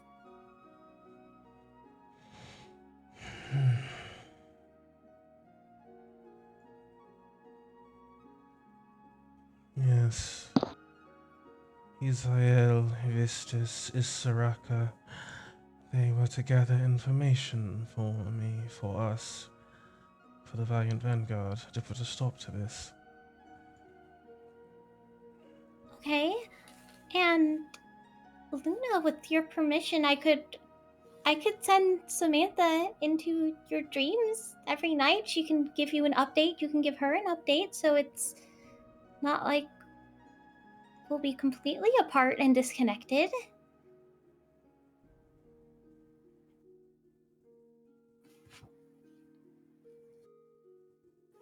I know you, Luna, so when you say you are going to do this with or without us, I know you mean that. I also promised Samantha that I was going to help her after we were done with this, so unless Samantha decides otherwise, I don't know if I'd be going with you. That's completely okay, Persephone. Don't ever think that isn't. I feel like Samantha needs to do this just as much as I need to do what I need to do.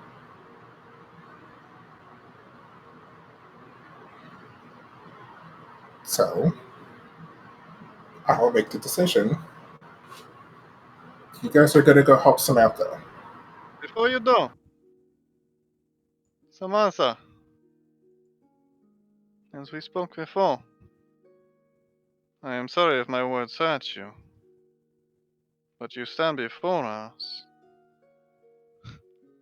and I see a woman that does not like the choice that she has taken. Is this something you truly wish to do?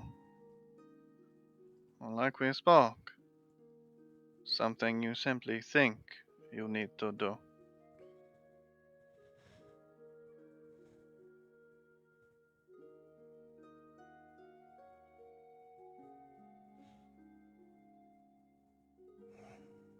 These last few days have been nothing but uncertainty.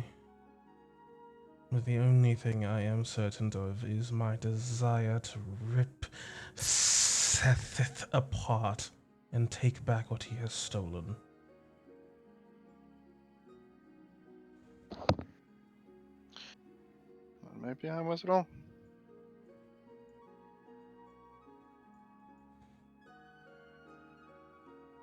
My path is of vengeance, and I will take it. But I wish you had told me.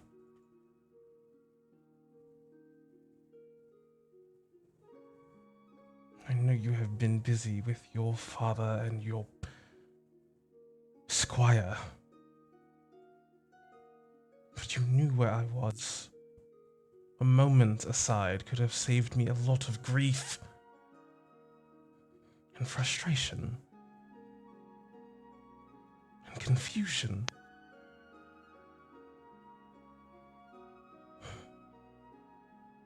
Is this revenge for what I held from you? What? No. Samantha, you know I'm not petty. To you people, don't give me those looks.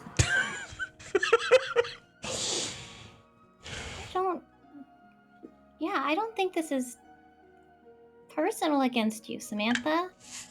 Oh, we just learned where and how to get to this place. We had this conversation about where to go next before, and I had hints, some clues, but I didn't know if I could get there for certain. So I didn't say anything before.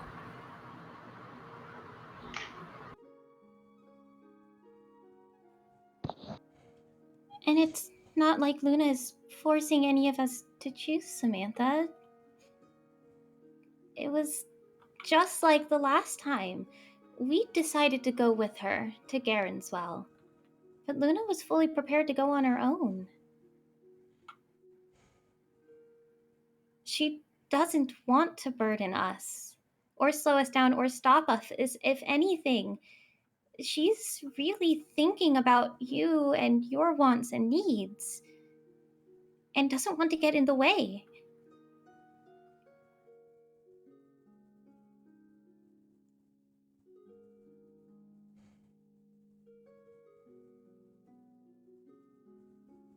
She's the one I could rely on the most. You and I both know that's not true. We all rely on Persephone far too much than we need to. It was you that joined me against Galleon. That's not a fair comparison. My family's literal lives were in danger. I understand that, Persephone.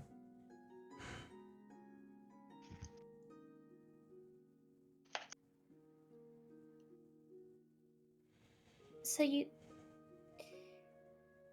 Samantha, you said you were feeling grief and confusion? You looked fine yesterday. What's been on your mind?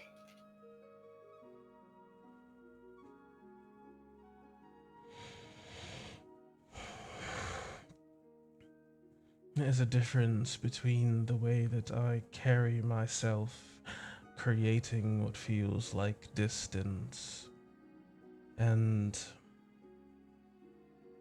she looks towards Raziel. What I truly am, resulting in, well, you no longer wanting to aid me, travel with me, your concerns over if I am an evil goddess.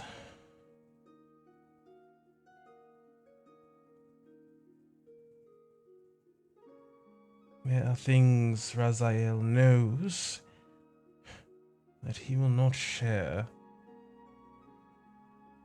Not unless he knows for a fact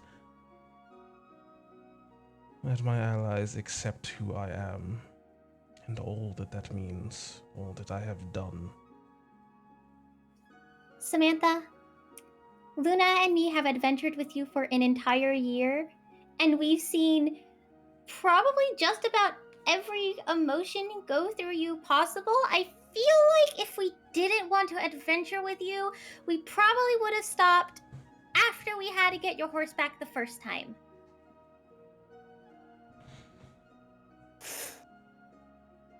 You don't know what it means to have been a celestial, the effect that you have on the world, Persephone.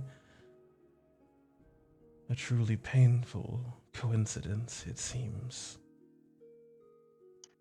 Something I must atone for, it seems. It is why I did not request you to leave, Lord Kellorn.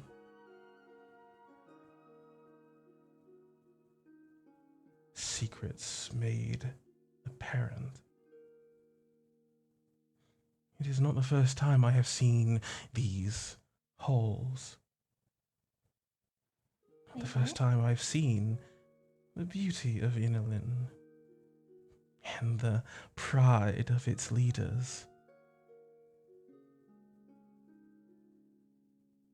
Can you truly accept the goddess of avarice, knowing that she has twisted and pulled upon the desires of your family? What do you mean? What do you mean? It is so common for nobility to feel the thirst for power, for greatness. All it takes is a few simple words, a dream or two, and before you know it, they are bending everyone else's will to their own. They will crush those who seek to break tradition, bring the nation back together, and be queen of it all.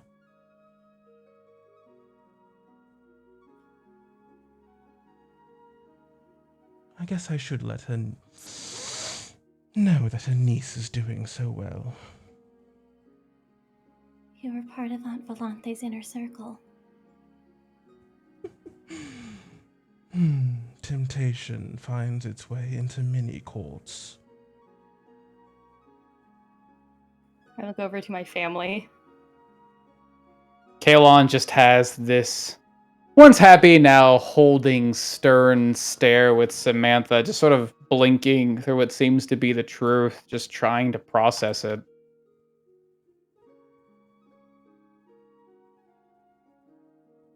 And he sort of closes his eyes.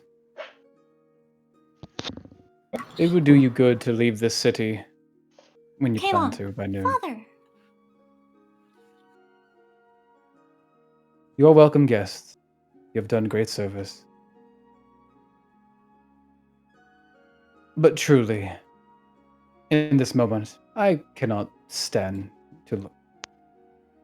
Luna's eyes are going to turn black and stare at Caroline. Then I suggest you either shut up or leave. I think we would like some privacy now. That would be good. Let us reconvene somewhere else. As the family, Rael and Sonatas, really more just confused than anything, gather their things. Is everything okay, Persephone? This is not expected how you talk with your friends. We'll leave you be. As one by one, the forces of this room will get up their things and gather. Kalon just stops for a moment, almost resisting what seems to be some force compelling him to leave, and then he just kind of tilts his head a moment and then just continues to walk away. Persephone tries to break the eye of sight between her father and Samantha by flying between them, urging them to go quickly. Before we go burning down all the bridges, Samantha, I don't believe you to be evil. I've seen you in a dark times, couple times, and better times, and I believe you have been improving significantly, but I do believe you struggle with who you are and who you want to be. That is why I'm not pulling you away from what you're doing, because I think it's good for you to figure that out. And I know and I trust that when you get to the cult leader, to that god, the choice that you make is going to be the best one. And you will come out feeling better and stronger than you ever have before. Possibly even when you were a goddess. That's why you're going to go deal with this cult. You're going to find who you are.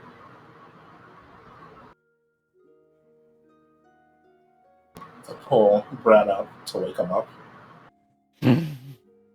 I'm awake. So we're going to Oakwell? Where'd everybody go? On there, sleep. Samantha, whatever happened in the last few days, why are you trying to push us away? I appreciate your honesty, I really do. But we both know there's a different way you could have delivered that.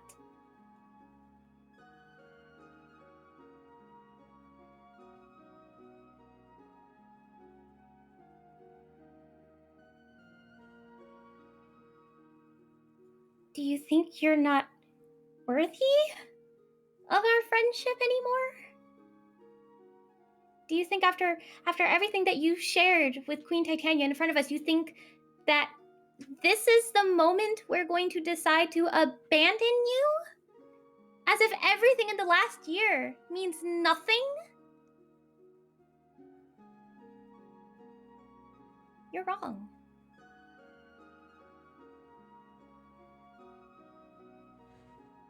Maybe you convinced my aunt to be the worst side of herself And maybe you're convinced only you can do it. But Samantha, I don't think you would have been the only one.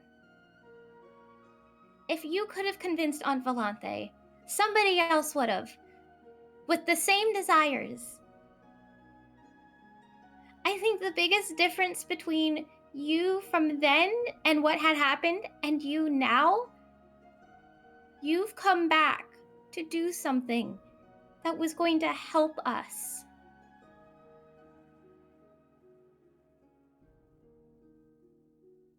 You got nothing out of this.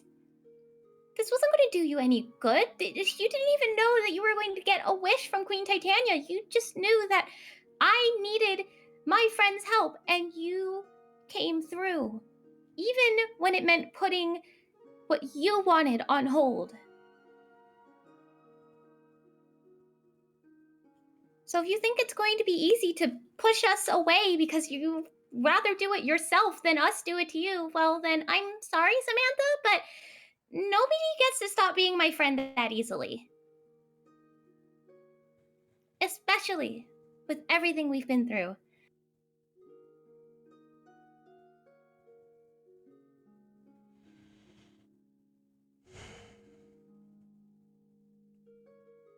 You're making a mistake. Persephone flutters down. She puts 2 hands on Samantha's shoulder. So maybe I am. But that doesn't mean I don't care about you. If making a mistake while trying to help my friend is what's going to happen, well then that's what happens.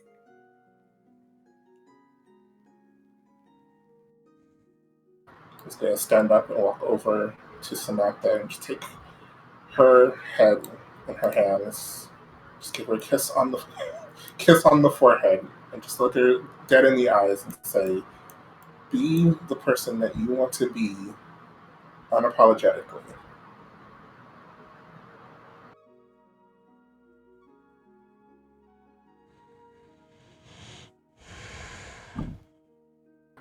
Plus, I'm gonna whisper this to Samantha, Eric Gilder literally took control of my life from childhood as a vampire. And he's over there. I've accepted him, just like people will accept you. Everyone gets second chances. This is yours. Just like I told him, just make the best of it.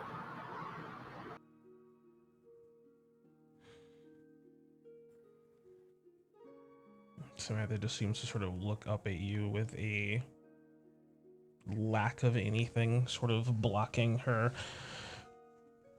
true sort of emotions. It almost seems like you're looking at the face of, for lack of a better word, a child.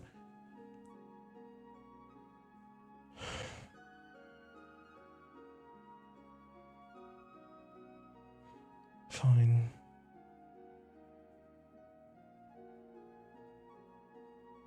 I'll accept this. Good. I don't know if you have much of a choice. I don't know if you've noticed, but most of the creatures I decided to be my friends, maybe they don't entirely have a choice in that decision. It just kind of happens. That's really disturbing to say, Persephone. That's supposed to be a joke! You're supposed to know when I'm joking! Quilmer's the one we don't know is joking! You were supposed to say "end joke."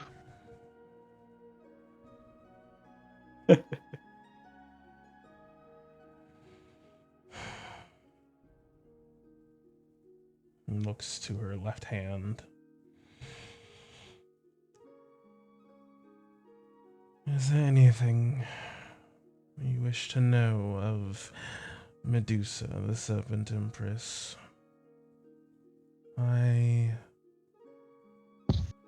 must admit my sins and my knowledge.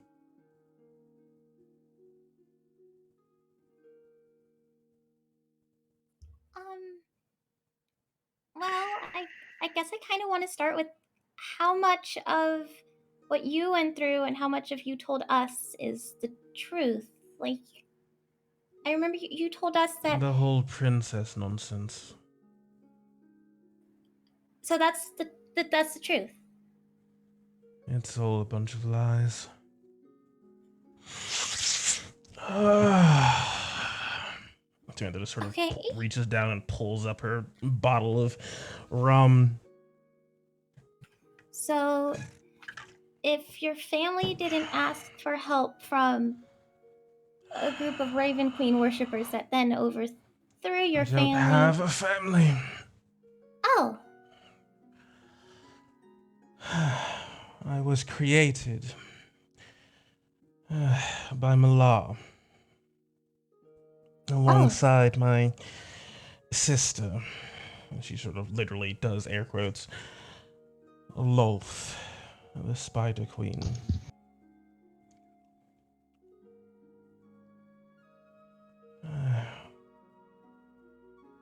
My descent was something I still do not understand, and is the majority of why I am right now.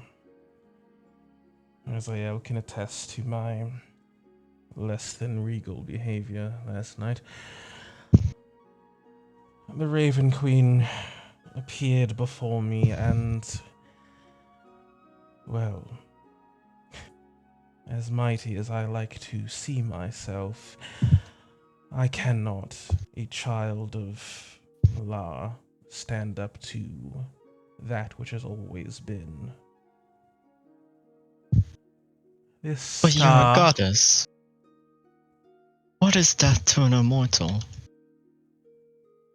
Why the Raven Queen? I do not know why she came for me, Swift Hollow.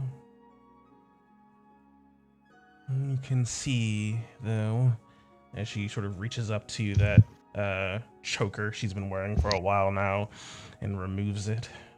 You will recall a less than ideal night for myself, Persephone. And she sort of shows her throat to you, which seems perfectly intact. It's just smooth green scale. That creature ripping out my throat. Leaves not a mark, but this slash across my eye, reaching down towards her lower section and showing this gnarly looking wound across her lower abdomen. The Raven Queen's hand plunging into my stomach. These are the only scars I bear.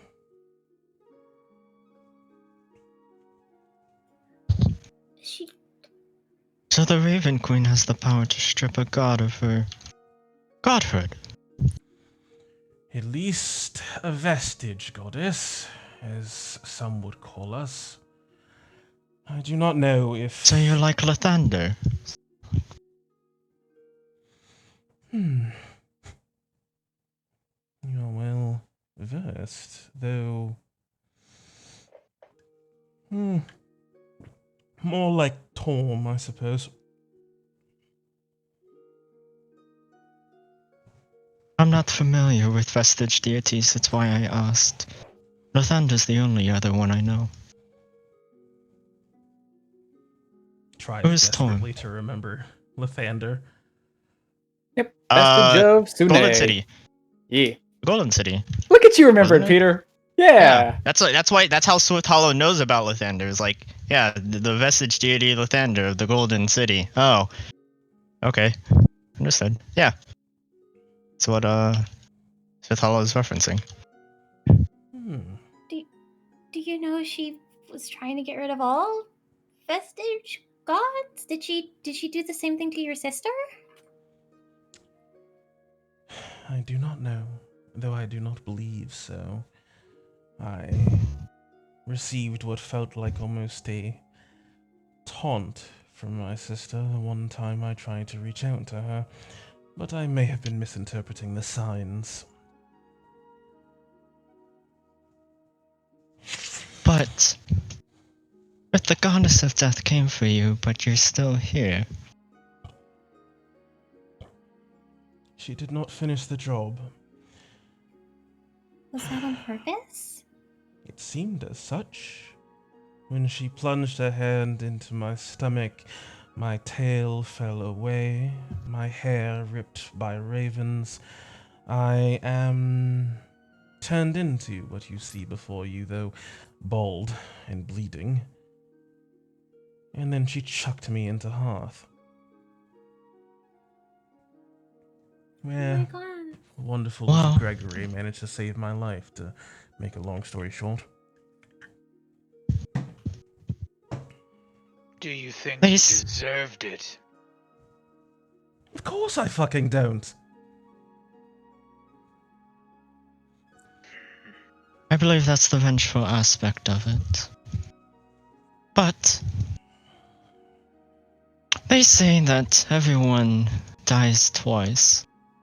The first time when they croak, so to speak, and the second time when they are forgotten. My And initial it seems the theory... Raven Queen is... She might have gotten you the first time, but it does not seem...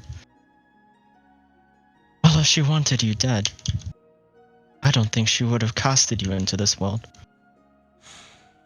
Which means she wants to make you suffer. My initial theory The was Raven that... Queen wouldn't withhold the mercy. That doesn't make sense. It also doesn't make sense that she would specifically target you, even if you led kingdoms to fall or whatever. I'm pretty sure there are much worse gods. All the gods have their own domains and realms, right? Like it's Yes. that's why they're all different. My initial theory is much in the way that Swift Hollow astutely surmised, though I think the reverse. My patronage, my following, my flock had dwindled over the millennia, much to my own fault, that I will admit. Promising power and betraying people at the last possible moment can only work for so long. I did not have many followers, simply subjects in the end, those stuck in my realm. I think... So you really were being forgotten? I think that was the case, yes. Prayers grew silent. Did that? But now you're not. Under That's a what you different wish to moniker. return to.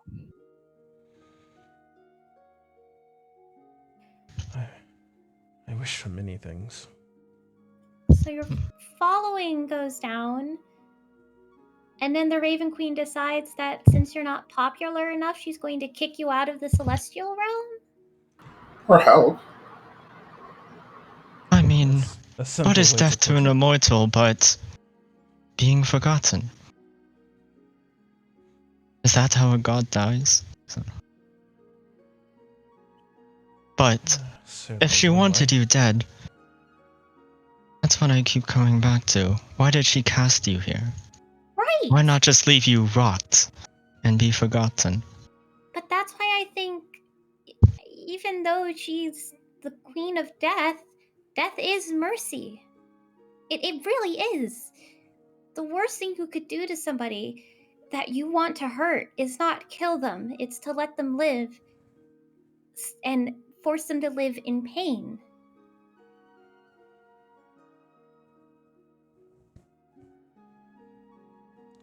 That is what I have been frustrated over with the last night.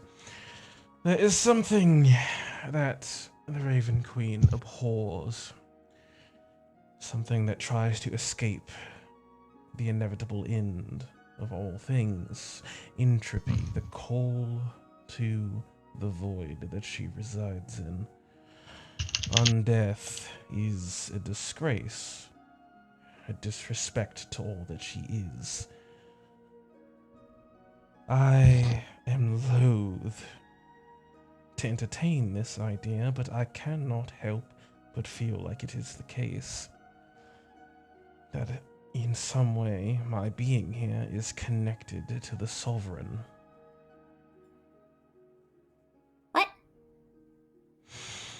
Yes. This entity seeks to control and bend and wield her domain. These spheres connected to a place that people, nothing goes to, wielded by the ultimate expression of undeath. I am sure that is oh so very frustrating for her. I suppose that's why she has agents. Her followers and whatnot. Indeed. But we have not encountered any of them, have we? And thrice we have run into those who would wield this sovereign's power, and not a sign of her flock to be seen. Was there not a bird Wait. creature within our guild hall? Exactly! The magic user that was with Mordred. Oh, but what was his job? To keep watch? To keep an eye on Mordred for something. Much like the creature that was helping Eric. That we still need to find. I guess we all need to find. We don't know what came of him, but he was there to help Eric get to a point where he can manifest one of those orbs himself. He didn't have one, but he was helping, I guess. That is an entity I suspect may be connected to the Sovereign as well. A strange thing known as a Northic, driven mad through obsession with magic. Not too much of a stretch to imagine a servant of a lich, much in the same way Lord Gallion was.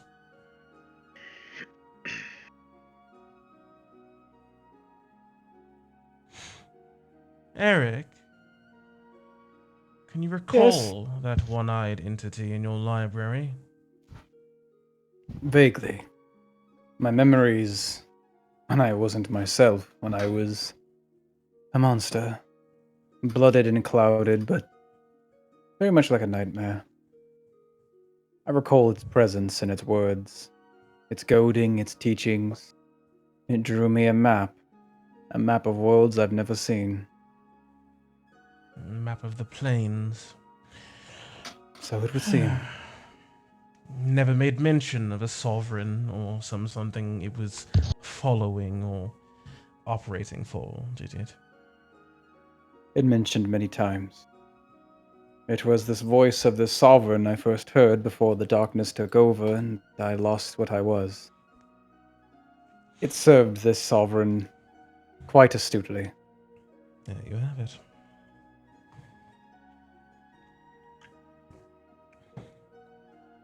I don't know if I was put here for that purpose, but it seems that we are intertwined now.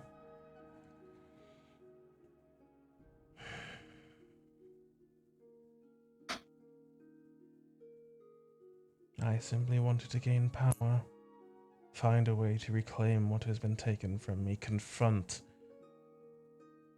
that thief. But now I am working for her. Wonderful.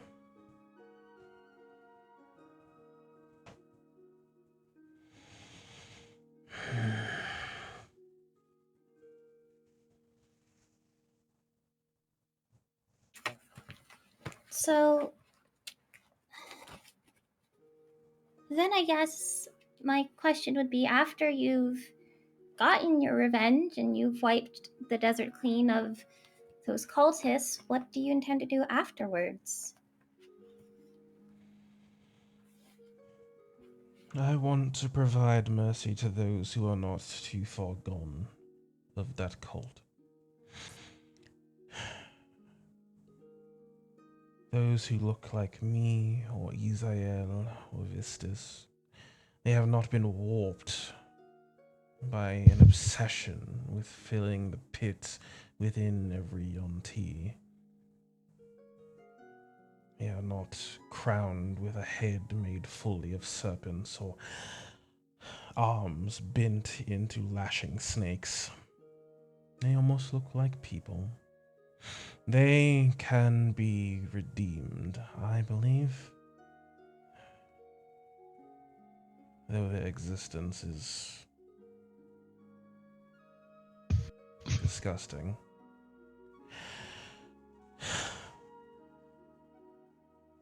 That is where I was hoping to rely on you, Persephone.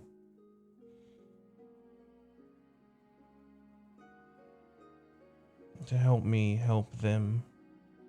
Give them some sort of guidance so they do not find themselves chasing after the power that one has stolen. This Se'eth. Well, when I return then, I expect you to have a new title. Goddess of Greed and Avarice is Celestia. So you will return? Of course. Can't stay away for too long. You need a promise. Because if you don't promise, you know Samantha's going to get very, very worried. I'll come looking for you. I expect people to pop into my dreams from time to time, though, Persephone. If you do it every night, I will come back just to kill you. So maybe I should do it every night. Because Samantha's going to miss you while you're gone. I'm sure I could figure out a way to block it. Well, don't do that. If anything, now that I know I can send other people into dreams, I might as well just send Samantha. Also, do we really need dreams, Samantha? Didn't you put me in that book? Indeed. To do that, right? But still. I can write to you when I need to. Yeah, but still. Seeing you from time to time will be good. So I put my hands on Eric's and Brown's shoulder, and darkness envelops us. I don't do both goodbyes, so see you later. It's a teleport. His brand sort of turns and looks around. Wait, what? Disappears. Eric sort of just calmly looks up at Luna and looks over to the group and sort of gives like a half wave, soft smile, and then all of you disappear.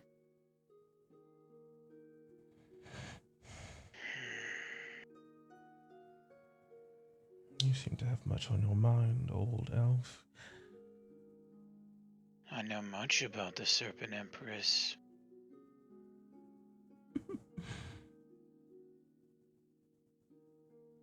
I think you did deserve it.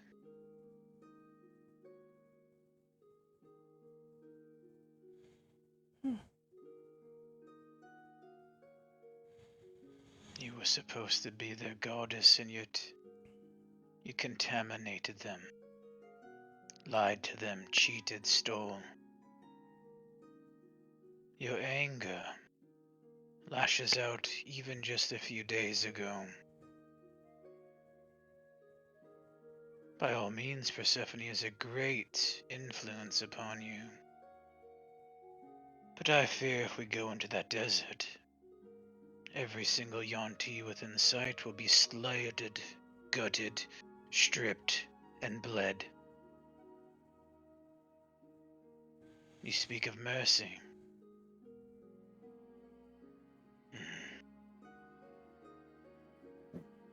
Maybe she didn't know what that looked like before, but she does now. But she did not do it just a few days ago with that little one in the woods.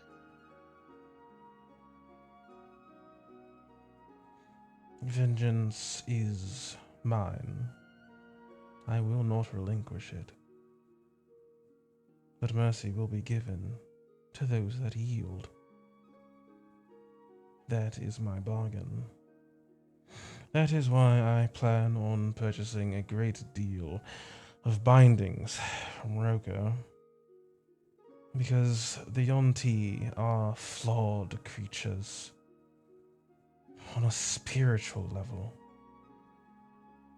They will rip what they can from me if given the chance. Reformation is not done in a simple conversation. I know this because I created them. They are born of their own avarice and sent here to suffer for it. How will you change your people? I haven't the faintest idea. I am the Queen of Avarice. I am made of it. But I have been nicer than I suppose I should be. I think it's too... She sort of looks at Persephone. I think it's too much to ask you how you are going to change them, because ultimately it has to come from within. You can guide them. You can put them on a path towards redemption like how you've been on. But I don't think, Samantha, you should be making any guarantees that they will be changed for the better. That entirely depends on them. All you can do is offer them a solution, a chance. Just like we've done with the kobolds. Just like we've done for Benny. Just like we've done for the Zephyrtune centaurs. And the Splinterbacks.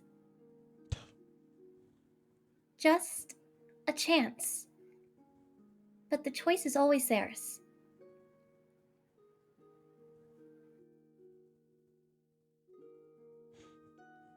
Oh, Quildo's lady friends seem to be amicable enough. Back at that gambler's then. No. It is not as though they are monsters. At least the Yontees, anyway. The ones, like I said, who are too twisted, who are not like myself. They are too far gone. Like those. The ones that were like totally She snaps sweet. her fingers. Yes, they're like beefcakes. Yes, the big brolic They had, motherfuckers with snake arms. Hands. Yes. Ah, the disformed ones. If they are Quiller twisted. hides his muscles. Beefcake. I'm not a monster. Just fondly thinks of Luna in the belt. I'm a man. Oh god. Fondly thinks of Luna in the belt. It's okay, but Quildor has... No, see, the difference is that Quildor is like a bodybuilder, and these guys are like HGH. Human growth hormone. They have the snake plastic, growth hormone. They have synthol. Yeah, they have synthol. They have synthol. Oh, Jesus. Yeah, those guys are synthol, and Quildor is a bodybuilder. Yeah, Quildor's without synthol. A full natural Quildor. Quildor is all natty plus magic. Yeah. That's what we're doing. The all egg. natty plus magic. A little bit of magic. So you wish to give your people redemption, mercy, a second chance. It is the only way I think they will not fall for this again.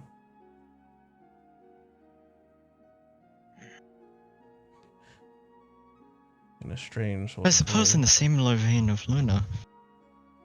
I am almost happy. I was going to say. I am happier now. Would you not be the goddess of greed and avarice? God damn it! God damn it, Jordan! I was responding to Quildor. Now let me talk. Fuck you. Silence. All right. Now you may speak. She shoots her gun. Lloyd. Silence. Bang my gavel. What was your actual question? Would I not be the goddess of greed and avarice anymore? Yeah, basically. Oh, would you lose your title as you like redeemed them? You gained your redemption. Would you not be Samantha anymore? Would you not be Medusa?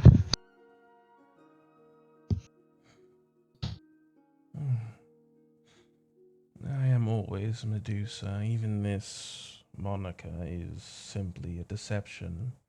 She sort of just waves her hand, casting some prestidigitation as it just spells out in front of her, Samantha Deus. She waves her hand again, and a simple sort of serpent comes up and just chomps away at Samantha until there is Sam left. S-A-M, Deus, rearranges the letters, and it spells Medusa.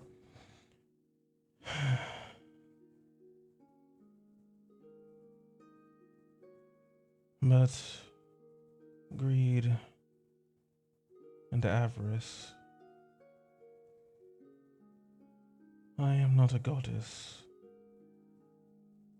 anymore. Just as my father was not a goddess when he did his great deed. He became the Lord of Beasts. I suppose if some great act were to restore what has been taken, I would have a new domain. Perhaps. Although I do not know if this has been done before. At least not in the 5,000 years I've existed. I asked that because, well, Persephone is confident and so is Luna in you changing. If you do get your godhood back, would you just regress back to how you were? Is that what you wish for? To be what you once were? Is that what you want? I want to have my divinity back, but to feel as though I do when I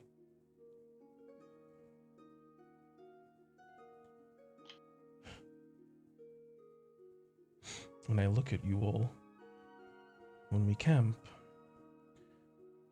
That feeling of contention and happiness that I have not felt in centuries. I wish for that, but I wish for what is mine at the same time. It sounds like you and Avandra could become best friends.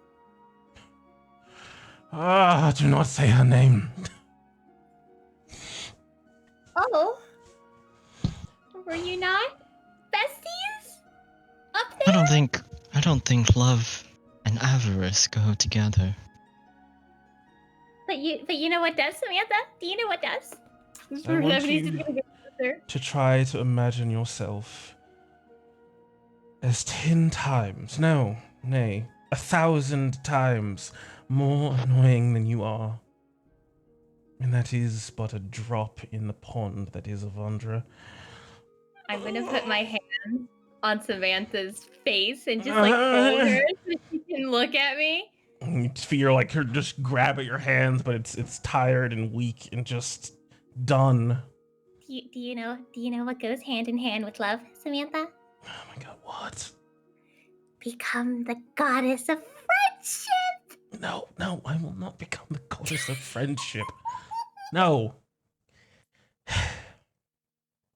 Oh, then what are we?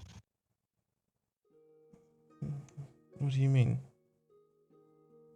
We're not your friends. Well, I don't think you would have made it this far without us. You know, I try to bond with you, and you rebuff me at every pass. I have my secrets to keep as well, unfortunately. I suppose Persephone's been rubbing off on me lately. Apparently, I'm infectious. You're like a disease. Who knows, maybe Persephone is also the second coming of Avandra. Oh my god, I fucking... You know, I've been really motivated by the story of the monarch from Okla, which is about Avandra and Sylvanas. And, But, you know... Glad to see that you're at least not... I'm taking it. No, it's mine. I take the mic. It's mine. I kick you off. Shut up. At least you look like you're not as mopey as you walked in.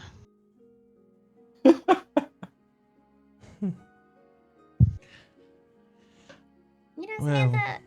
I did not expect Persephone to be able to withstand such a painful truth so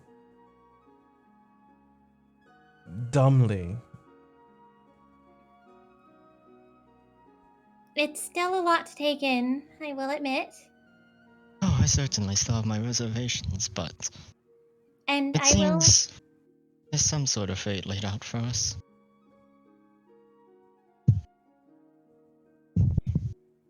In a weird way, Samantha, if you never interfered with my family, we never would have met. Volanthe being a big reason the Civil War started and insisting on fighting on the front lines is how she fell, which caused my father to take her place. If Volanthe was still the High Lady, I think two things would be true. I would be in a totally different city, just living as a neutral noble because my father would be able to live however he wanted with my mother and my brother and me. And two, Galleon would have most certainly gotten to my aunt as well. And together they probably would have destroyed the world. And I'm going to bring up that point when I tell Father he should not ban you from Inolin because you are my friend. And I think you've proven that despite the transgressions of the past, you are trying to make up for them now. I need to teach him about redemption. I think considering that I'm doing that with the drow at the same time as I'm going to do that with you, it's a little bit much on his plate. But I'm going to try.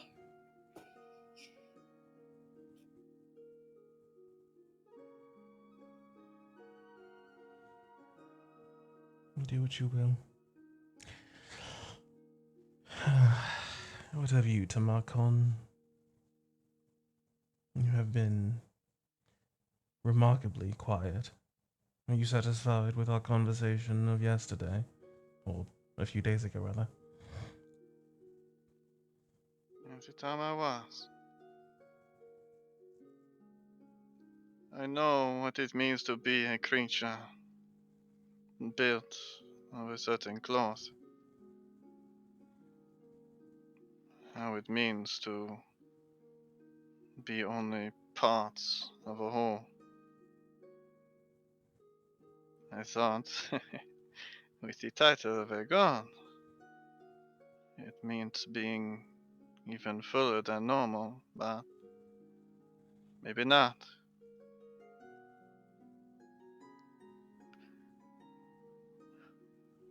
I have a thing that I must do. The people that I take with me, I must trust them with all of my heart. I must love them, and they must love me. That is my being. It is not meant for me to deceive those into my service, as my brother would, Mandri. And it is not meant to enslave them with an iron fist, as Gorgon.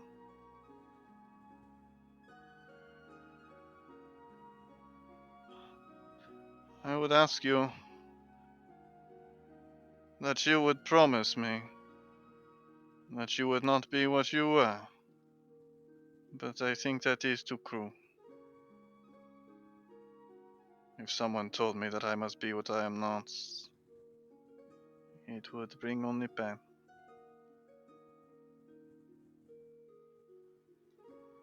I open my heart to you, and it was not returned. As you feel a snap in between us.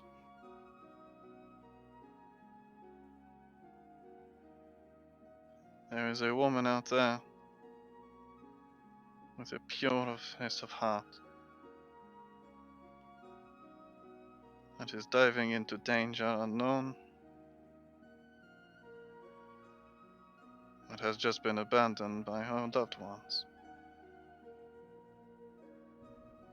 I would not see her go alone.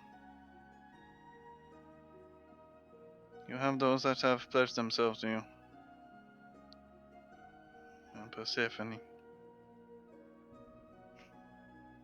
I will love you. As the rest of you.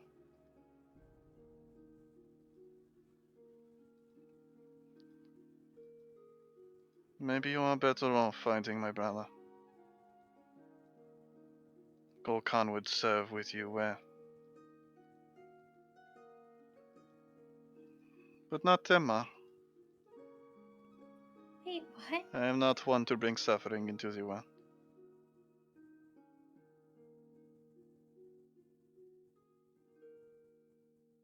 So one chance. Promise me with all of your heart that if you are the goddess of avarice,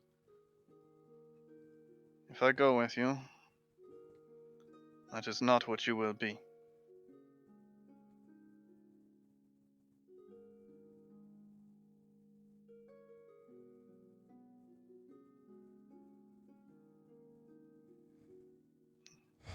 It is too hard to answer. I know. As he starts to walk towards the exit. Samantha looks at Raziel.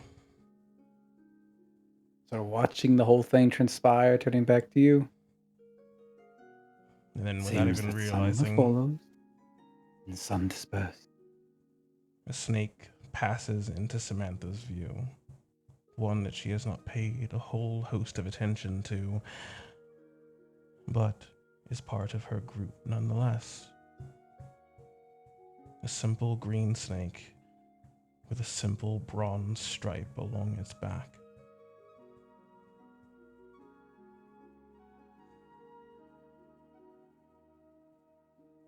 I have changed, Tamarkon.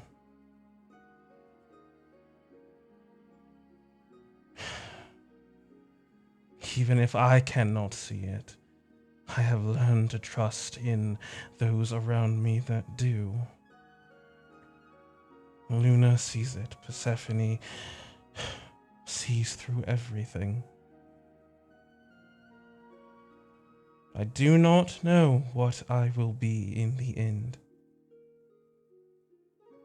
But know with the utmost certainty,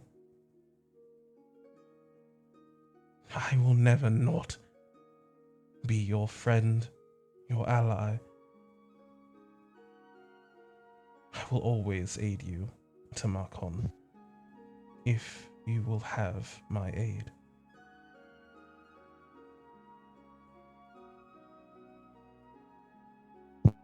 Tamar just stops in his tracks.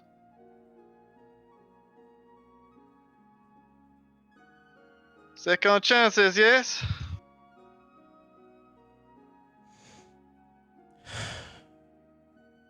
Second chances. Very well. But my life here on this plane is much shorter than my own. Sadly enough, I cannot guarantee a third. I think if everything comes to pass, I will look for you in the eddies of time, like I said.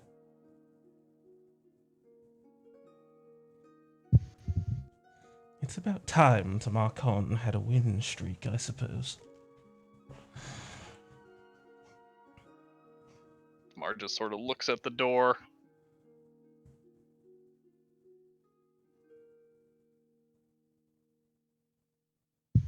I hope those two keep her from being lonely. Keep her heart pure, kind. It's a shame to lose her. So, turn back around, start heading back. Damn it. Local town burns down today, consumed by black and purple fire. Authorities do not know, have no leads.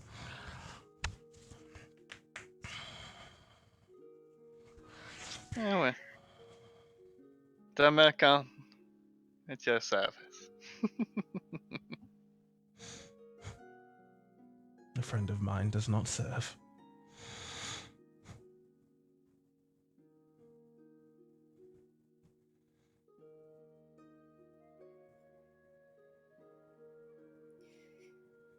So are you coming with us too, Goldor? You seem to have a lot of judgment when it comes to Samantha. Yes, you did make mention of my brutality. Do you wish that to change? Don't you?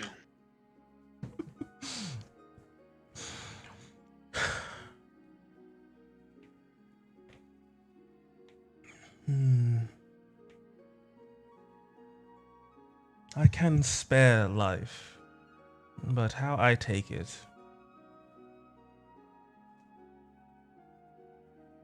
Well, I can promise not to use this. And she just takes off the side of her body a curled up whip and tosses it on the floor.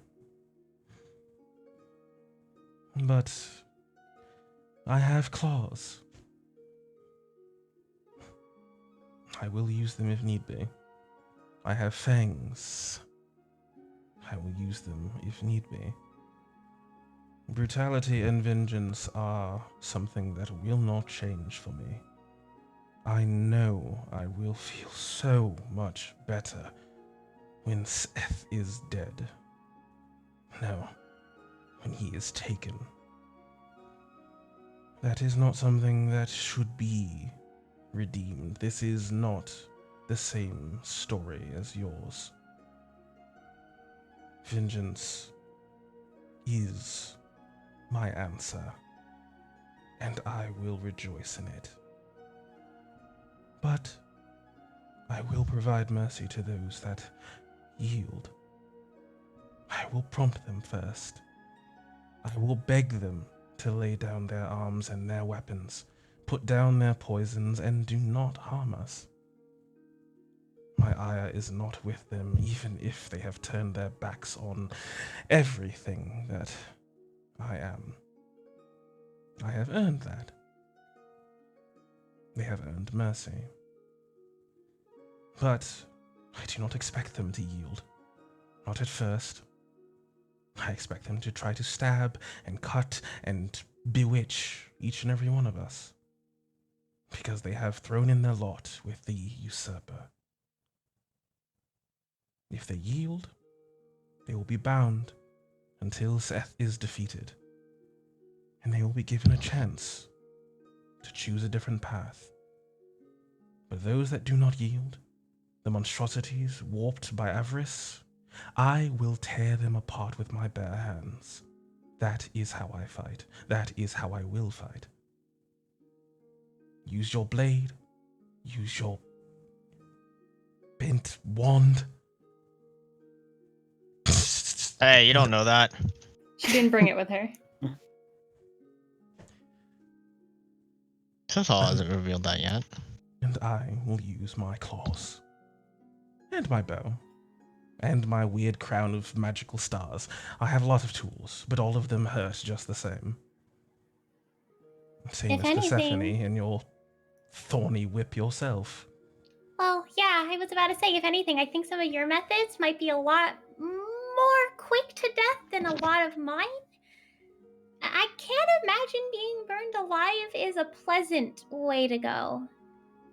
Or being torn apart by thorns in the ground. Or having trees and rocks thrown at very, very high speeds. I don't know if you've noticed, Koldor, but while you're asking Samantha these questions about her brutality, my magic is pretty horrifying. Squadora push his chair back and stand up for the first time. Oh, guys, Ever. I made him mad. So I'll walk over. I look at Persephone. I get between him and Samantha. Your magic has never been used against someone that didn't deserve it. that didn't try to harm another creature. You would never take a life just to take a life. You would do it in the protection of others, for the greater good. That is who I am now, Kuldor. But there was a time where I did let my feelings get the best of me. And I would have. Your feelings have not killed well over millions upon millions of people throughout the era of time. You're making an unfair comparison. Perhaps, my lifespan and hers is not the same. But she is a goddess. Apparently not anymore. I think there's a definite reason for that. If we are going to continue to judge each other on the actions of our past, Kuldor, then you would not have been welcomed into this city. Of course I wouldn't. So I'll just kind of sidestep Persephone and get right next to Samantha.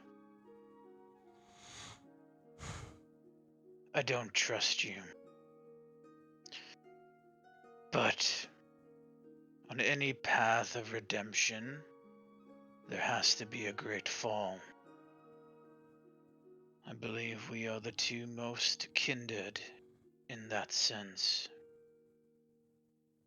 The path to redemption is long, treacherous, and it changes you. I don't know how much it has changed yourself, in the same way I don't know how much it has changed myself. If Persephone sees good in you, then I believe it to be true. But I want you to know, my own personal code demands that if something evil or an abomination would bring great harm to a large amount of people, I must stop it. I do not wish to have to stop you, Samantha.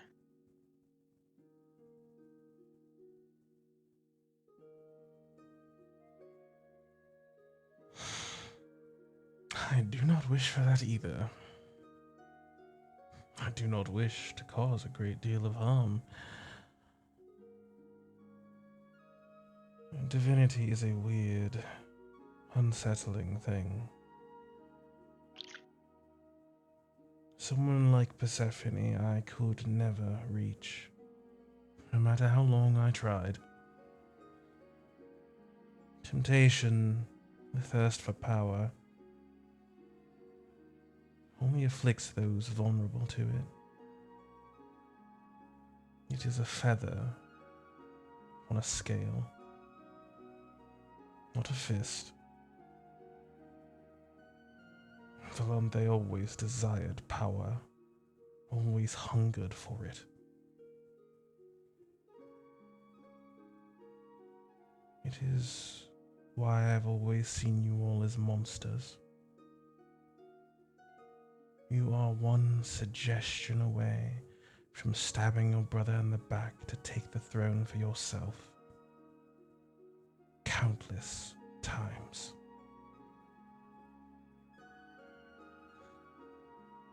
But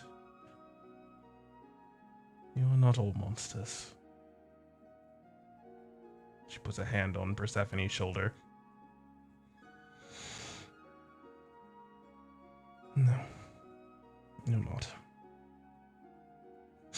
And I have no intention of stabbing you in the back, Quildor. As she holds a hand out to you. Ting, ting, ting.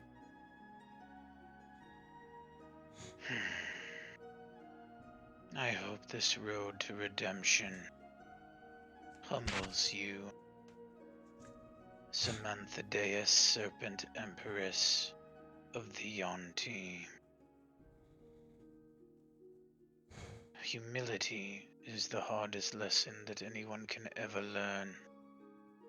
It is painful. It is arduous. But it is worth it in the end. So I'll extend my hand. Clasp it. Fucking Arnold and fucking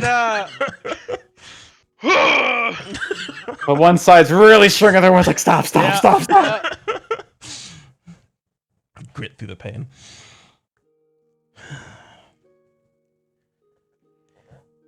All right. Well, if there's nothing anyone else wishes to know, I find myself tired of bearing my soul.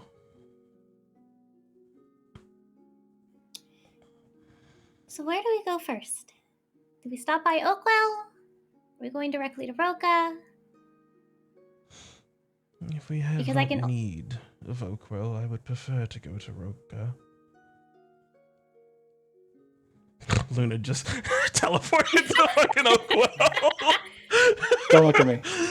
Oh, we went, like, you both are leaving a conversation. Oh, we both need to go down the same street in the same direction.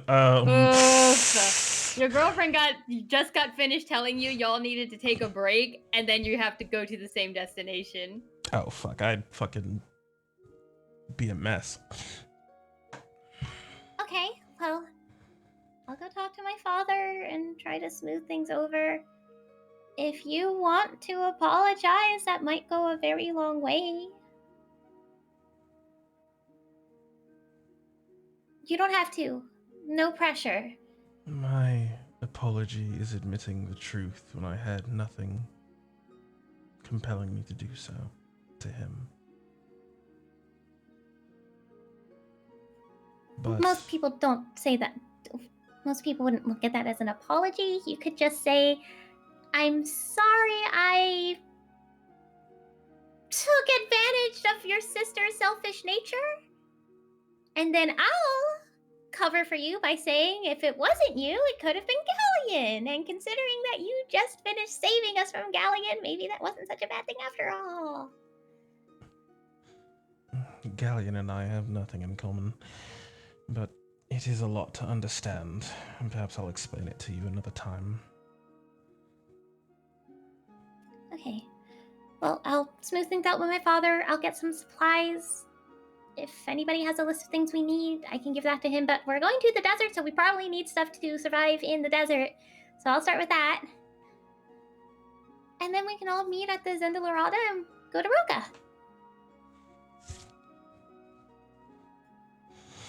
And let's still be friends. I know what Samantha revealed to us is a lot to take in, but we can't ignore the fact that it wasn't easy for her. That definitely hadn't have to been easy. But I'm glad you felt safe enough to be vulnerable for us. I'm glad we've built that trust. But I believe I speak for some of us with our reservation that we do have hope for you, Samantha, that you will not regress. Yes. I can't think of a better term for it. We want to see you change, Samantha. That is where our hope lies. You know, it's really funny because you three are still relatively new to the Vanguard. I can't tell you how much progress points to whip. She points to the whip on the floor. That is a lot of progress. Samantha offering anything to the Dark-Eyed Faith. That was a lot of progress. She has made leaps and bounds from where she started from when I met her. And please take that into consideration. Maybe it's not where you wish she is now. But from where she was, she's almost a completely different person. And it's been amazing to watch you grow. So I can't wait to see it continue.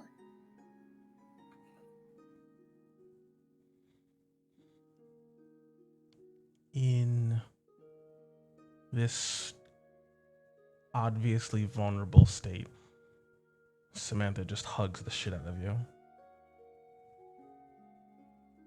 I hug you back.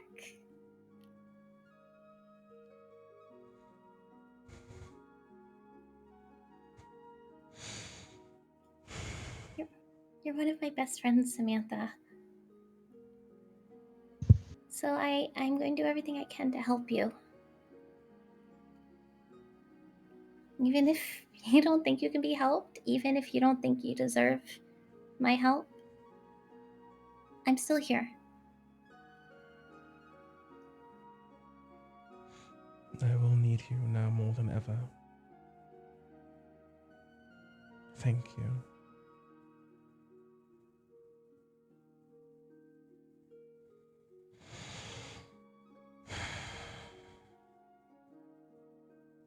Is there a room? Wonderful. Yeah, you could just take my room. That gets a lot of sunlight. Curtains? I will rest there. Raziel, you were going to speak. He sort of slides off your arm, sort of flutters his wings. And I guess for the first time, as he speaks these words that echo from his mind into yours, Samantha, they ping from yours to Tamarkan's, to Persephone's, to Quildor's, to Swift Hollow's, as his voice just seems to suddenly hum in your ear, into your brain, basically out of nowhere. You see, there is consolidation in your nature. Well done, Serpent Empress. But no, not now. Not here. You've lost someone crucial. That changes the perception of this moment. You are strong, all of you, quite strong. But you will need as much strength as you can possibly muster to complete this task. To Roka, indeed. To Roka you should go. Find someone wandering. Someone to carry a title, if only briefly. Someone willing to take down a rising god. From there, perhaps, Cradle Keep. If you recall, it is where you sent your subjects. Allies. Whichever the term. To survey. Roka and then Cradle Keep. So be it. And it is a pleasure to truly meet you all. Raziel, a fallen celestial, had to wait until the great secret dropped as well. Wait, you're also a god? No, not quite exactly. A shard of divinity, but no, I would never call myself such a great being. A servant of Malar, to watch and speak when eyes are needed and mouths are needed. A shame I could not reveal such to your friend. Though I fear what her words may say. They are quite cutting, it seems. She probably wouldn't like you speaking in her head. Perhaps. Nevertheless, find yourself steadied, and travel how you may. I must reveal this truth when you've consolidated your power. But I am impressed. As you sort of slink up to your arm, and then, strangely enough, as he starts to slither around your arm itself, Samantha, you feel the weight suddenly disappear, as it seems like this familiar dismisses itself.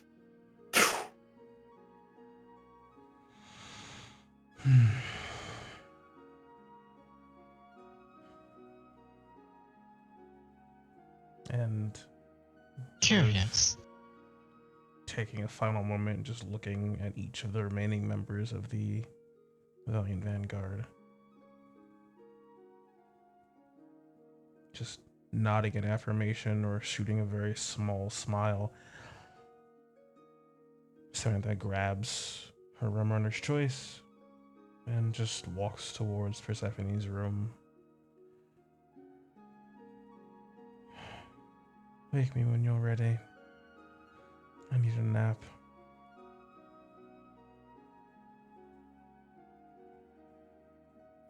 Persephone's gonna go with you just so she can draw the drapes and minimize the sunlight. No, I want sunlight. Oh, you want the sunlight? Yeah. Oh yeah, that's fine. Persephone's room gets hella sunlight. Shoot a hole through the ceiling.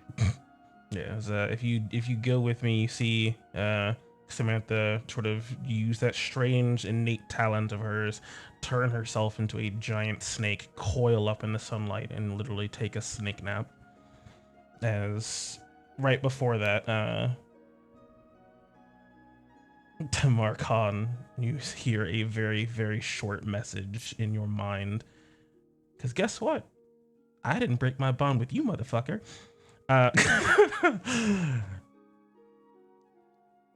Thank you.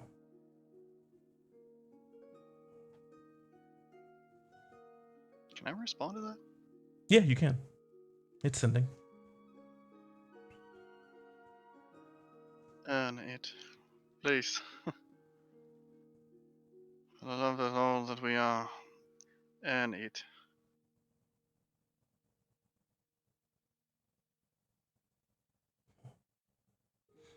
Reads that from her tome and then snakes up. Sweet dreams. Just closes the door. As time would pass, conversations would be had. It seems Lord Kaelon quite emotionally distraught, having heard that the story of his sister who had been twisted, at least by some force, she always thought it was as her own madness, turns out to be the force of some divine thing that now resides in his chamber. Upset, but at this point, mostly just past it. Time has passed. He's just simply learning a truth that is upsetting.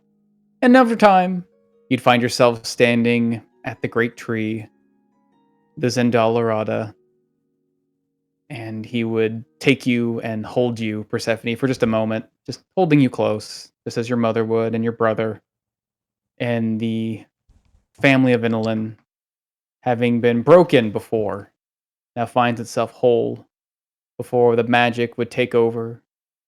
The forces pulling you through the tree, carrying you through the world, across the face of the elven lands, and into what seems to be the city of Roka, the great golden city, Ziggurat risen to the gods themselves, possibly one of the closest places to the gods in all of Mobia, where you guys, it seems, will begin your trek to hopefully reclaim a lost power to Samantha, something stolen from her celestial ally, and perhaps even grant answers to the questions that have been haunting her since her fall. And of course, during all of this, their ally Luna has departed.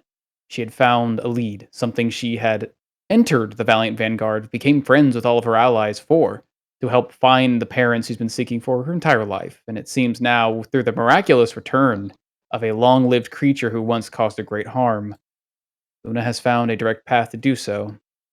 And she takes that path, for the most part, alone. How will these diverging paths carry on? What are the fate of both the Valiant Vanguard without Luna, and what is the fate of Luna without the Valiant Vanguard?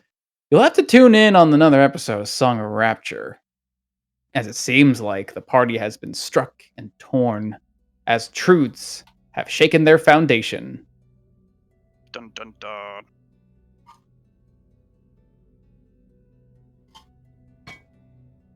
La la la la la la la la la la la la la la la.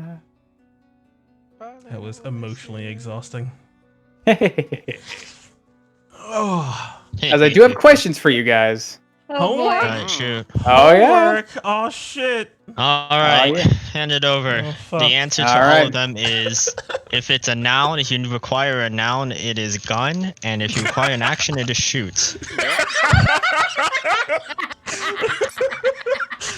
Oh, Sakala. Let's Yup, see. murder. As Persephone, Uh-oh. you have confronted your paternal issues, saved your brother from what seemed to be a doomed fate, and ultimately found yourself taking the role of an important position in your home city as well as your homeland. You've really grown up quite a bit since you ran away from home. It seems like a relatively happy ending for the character, one might even say. And yet it seems like she continues to press on with her friends in the Valiant Vanguard. So one must wonder, with her own issues sort of placed out of the way, solved, what's next for Persephone? What's her goal? If she even has one yet. Well, Persephone feels that that she's been put in a unique position where she started with the Valiant Vanguard mostly because Oakwell was an adventuring town and she needed some coin. But as she's been with the Vanguard, she's gotten a glimpse of something much bigger than just herself, and something that could shake the very foundation of Hearth if it were to continue. So her primary reason for sticking to the Vanguard is with the goal to put a stop to this veil that is about to break or shatter, to protect this world that is her home. But for the Vanguard itself, these are her friends.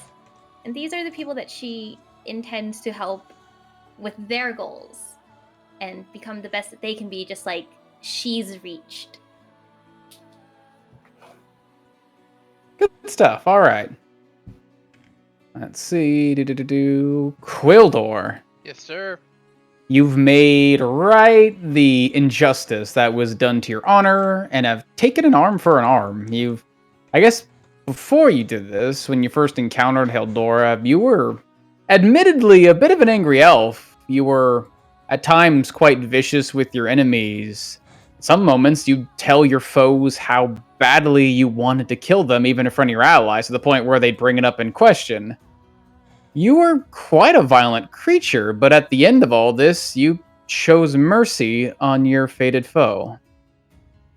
Where is Quildor now on his path to, I guess, redemption, as he's brought up tonight? Has he finally found peace with what happened to him? Where is he going now?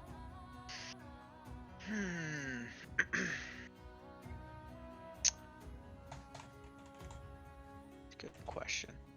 I would say Quildor is going down the route of there's nothing more he can do to get back to Tyrion. He's righted the wrong that happened hundreds of years ago.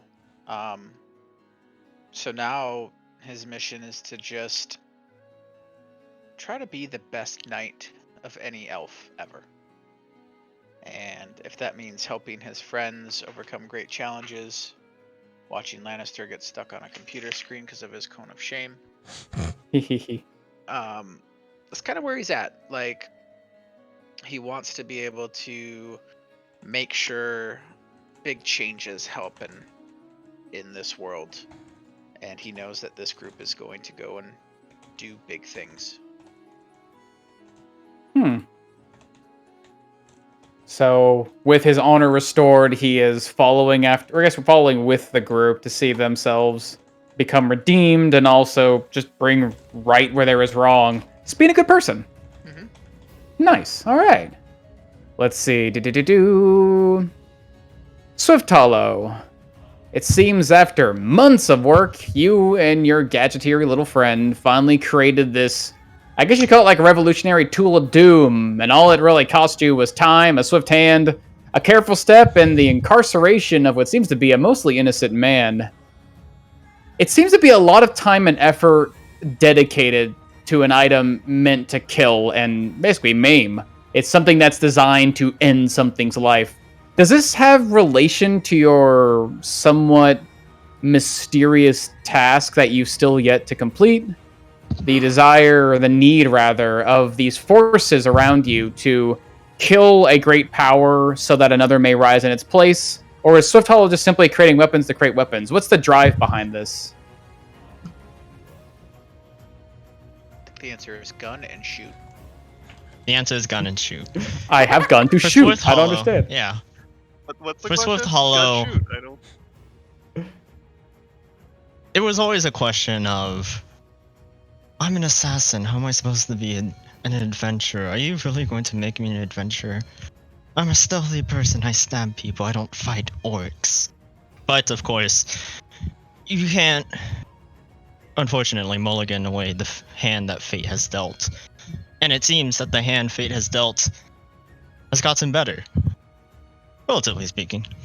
It seems that whatever reason she left her former organization is starting to come to fruition, and well, I mean, crossbows are good, blades are nice, They do the job quietly. They can kill a man, but a crossbow and a dagger doesn't really slay a dragon. Not powerfully, at least. But with this new experimental tech, perhaps she can live the lie of being an adventurer better. Or maybe she does just want to kill people and making weapons just for weapons. Okay. Let's see. Okay, I can work with that. Let's see. Basically, the face. The face answer is, Smith Hollow made the gun because being an adventurer is taxing, and crossbows are silent and nice for assassinating, but also, she needs something loud, something powerful for adventuring.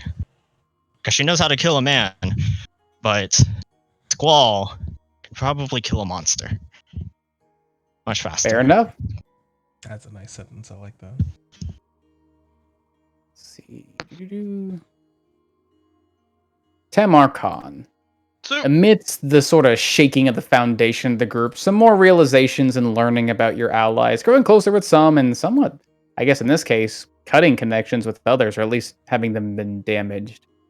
Where exactly does Tamar Khan stand with this new position of the group? He said that he wants them to be people who love him and he loves, and now he's finding them pulling apart. Does he see, I guess as far as his insight goes, as a relatively wise creature, does he have an idea or a plan of where the group is headed in this current state, or is he simply waiting to see what happens after this great, I guess, change that might transpire during this arc against the Auntie?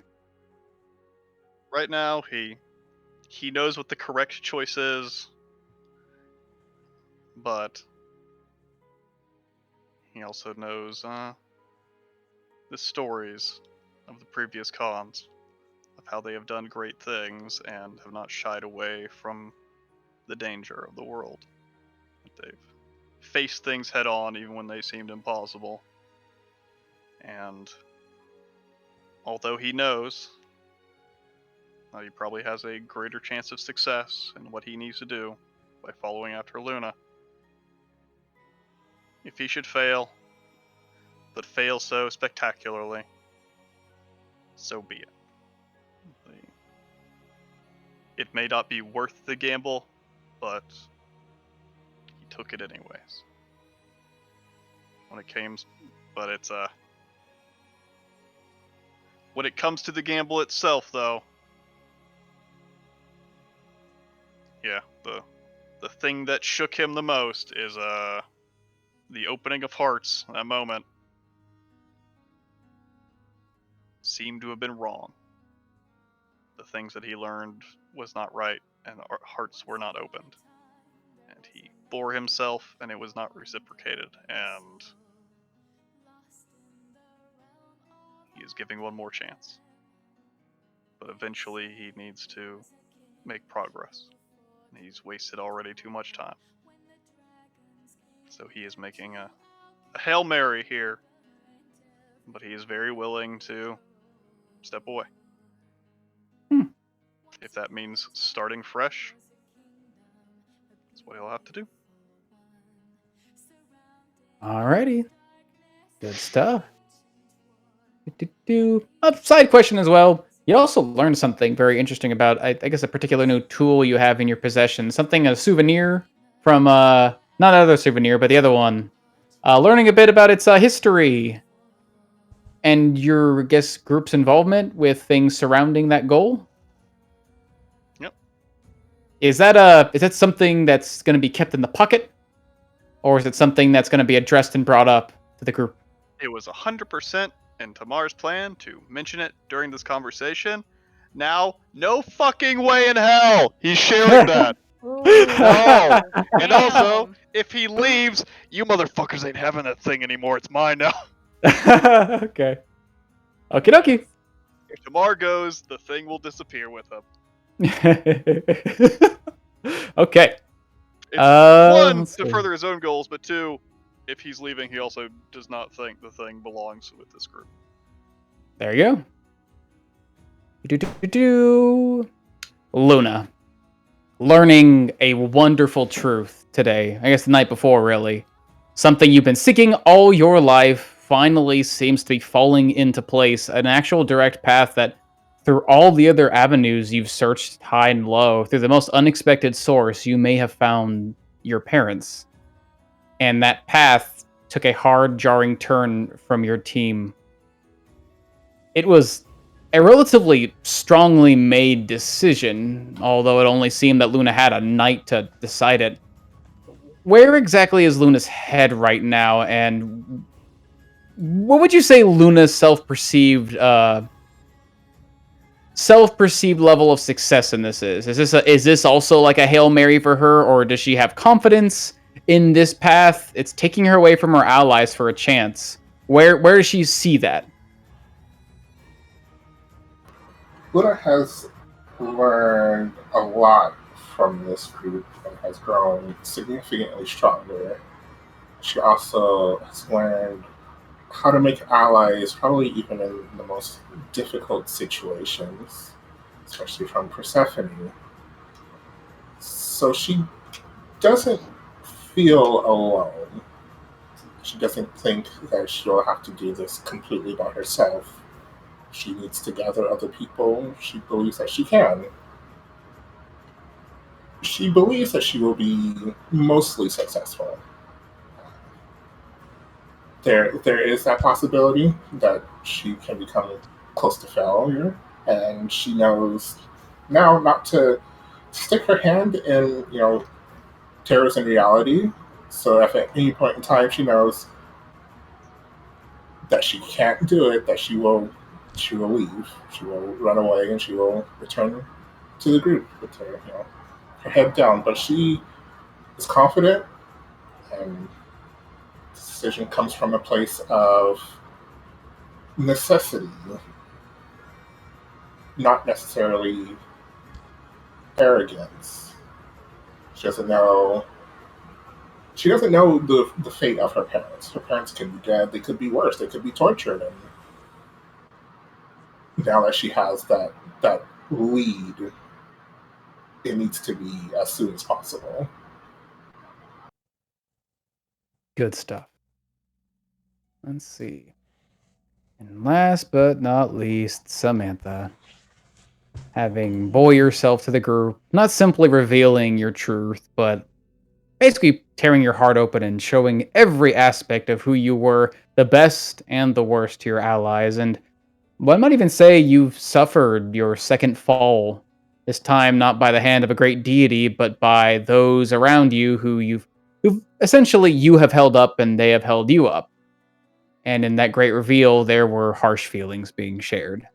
These truths that are shared with one that are harsh in nature are often shared back.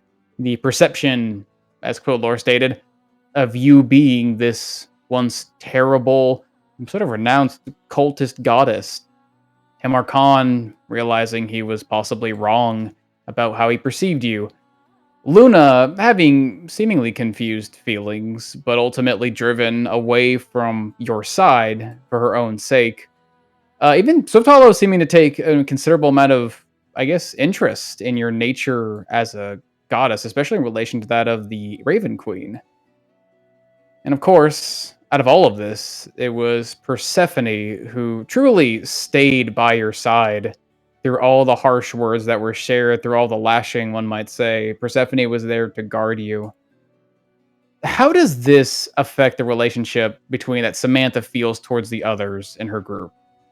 Like, how does she stand with everyone else? Does she see them in different light? Is it just simply wounded friendship? Where's her head right now in all this?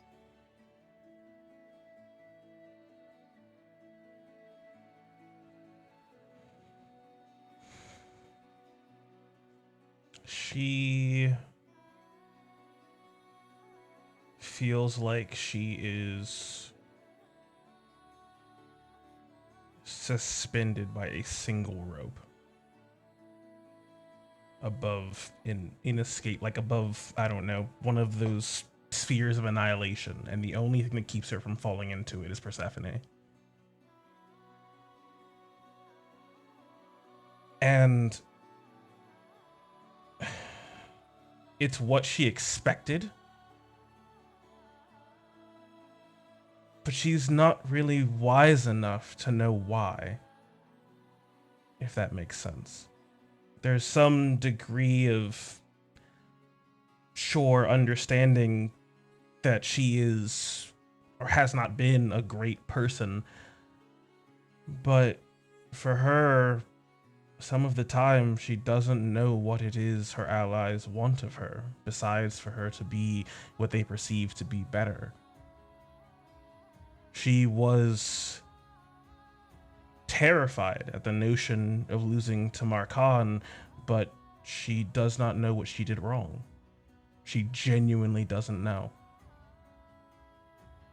She wants to be better. She wants to keep those she values at her side if she can.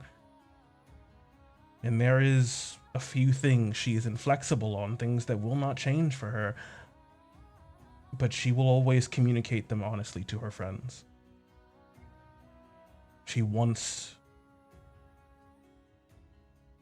to be strong with them, to not feel like she's over a precipice with them, to have them know who she is and understand her.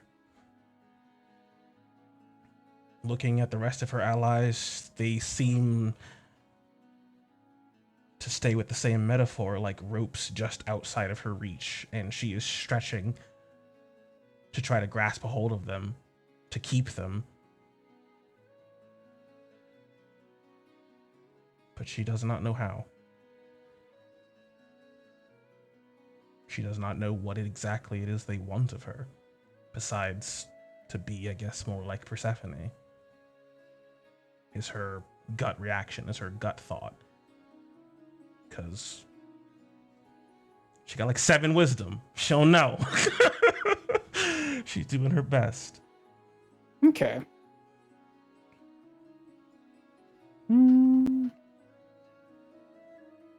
And now that your path is being directed, there's no longer the circling around this issue from the beginning of your fall. No more skirting the issue of the Yuan-Ti, your relationship with them, and what seems to be an inevitable rise of, as you claimed, a usurper in your place. The paths now all align to the sands. To Seth, the winged serpent, and to the celestial nature that he seems to have taken and seems to be rising ever so gradually with. She said that her path's on revenge, to take and rip and tear. Does Samantha have any idea or any consideration for what follows after? If she's successful.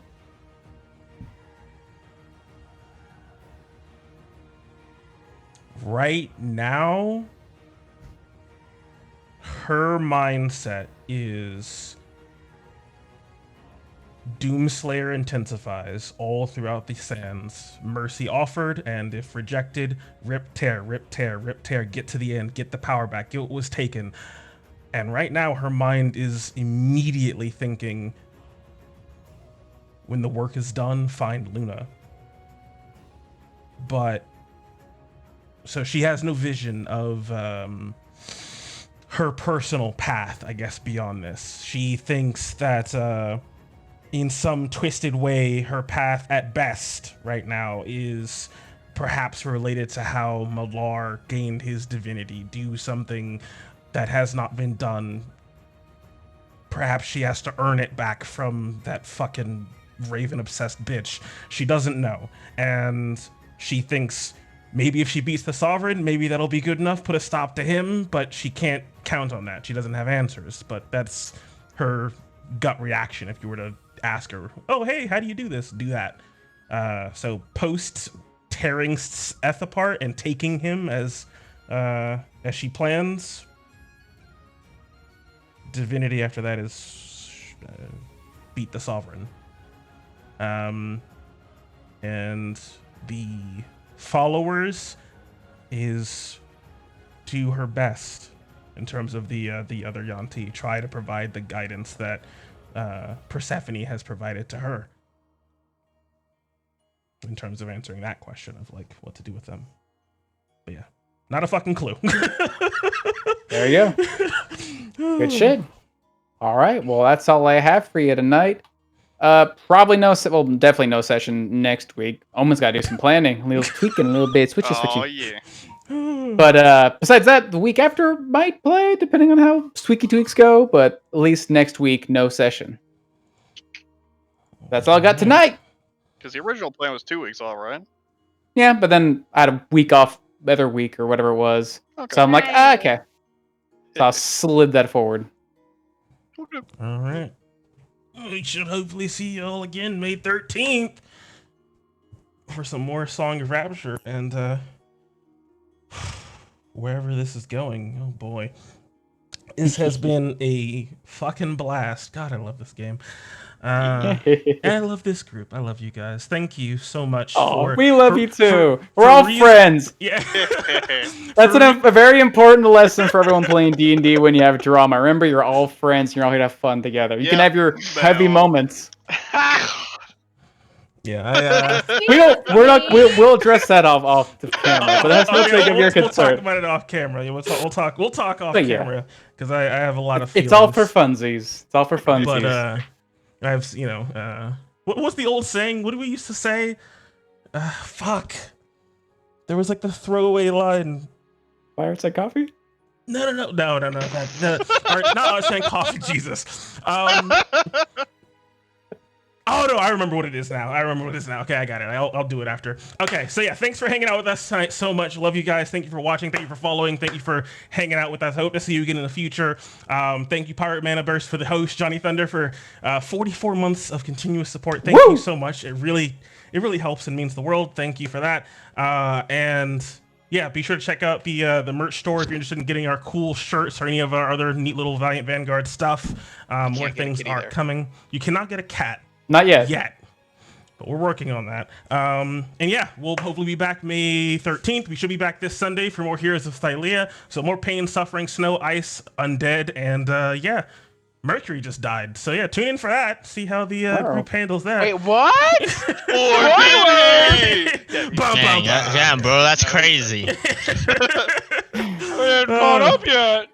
Yeah, he got eaten by a bunch of Remorazes. So, I mean, it's D&D. People die all the time. Exactly. It's fun.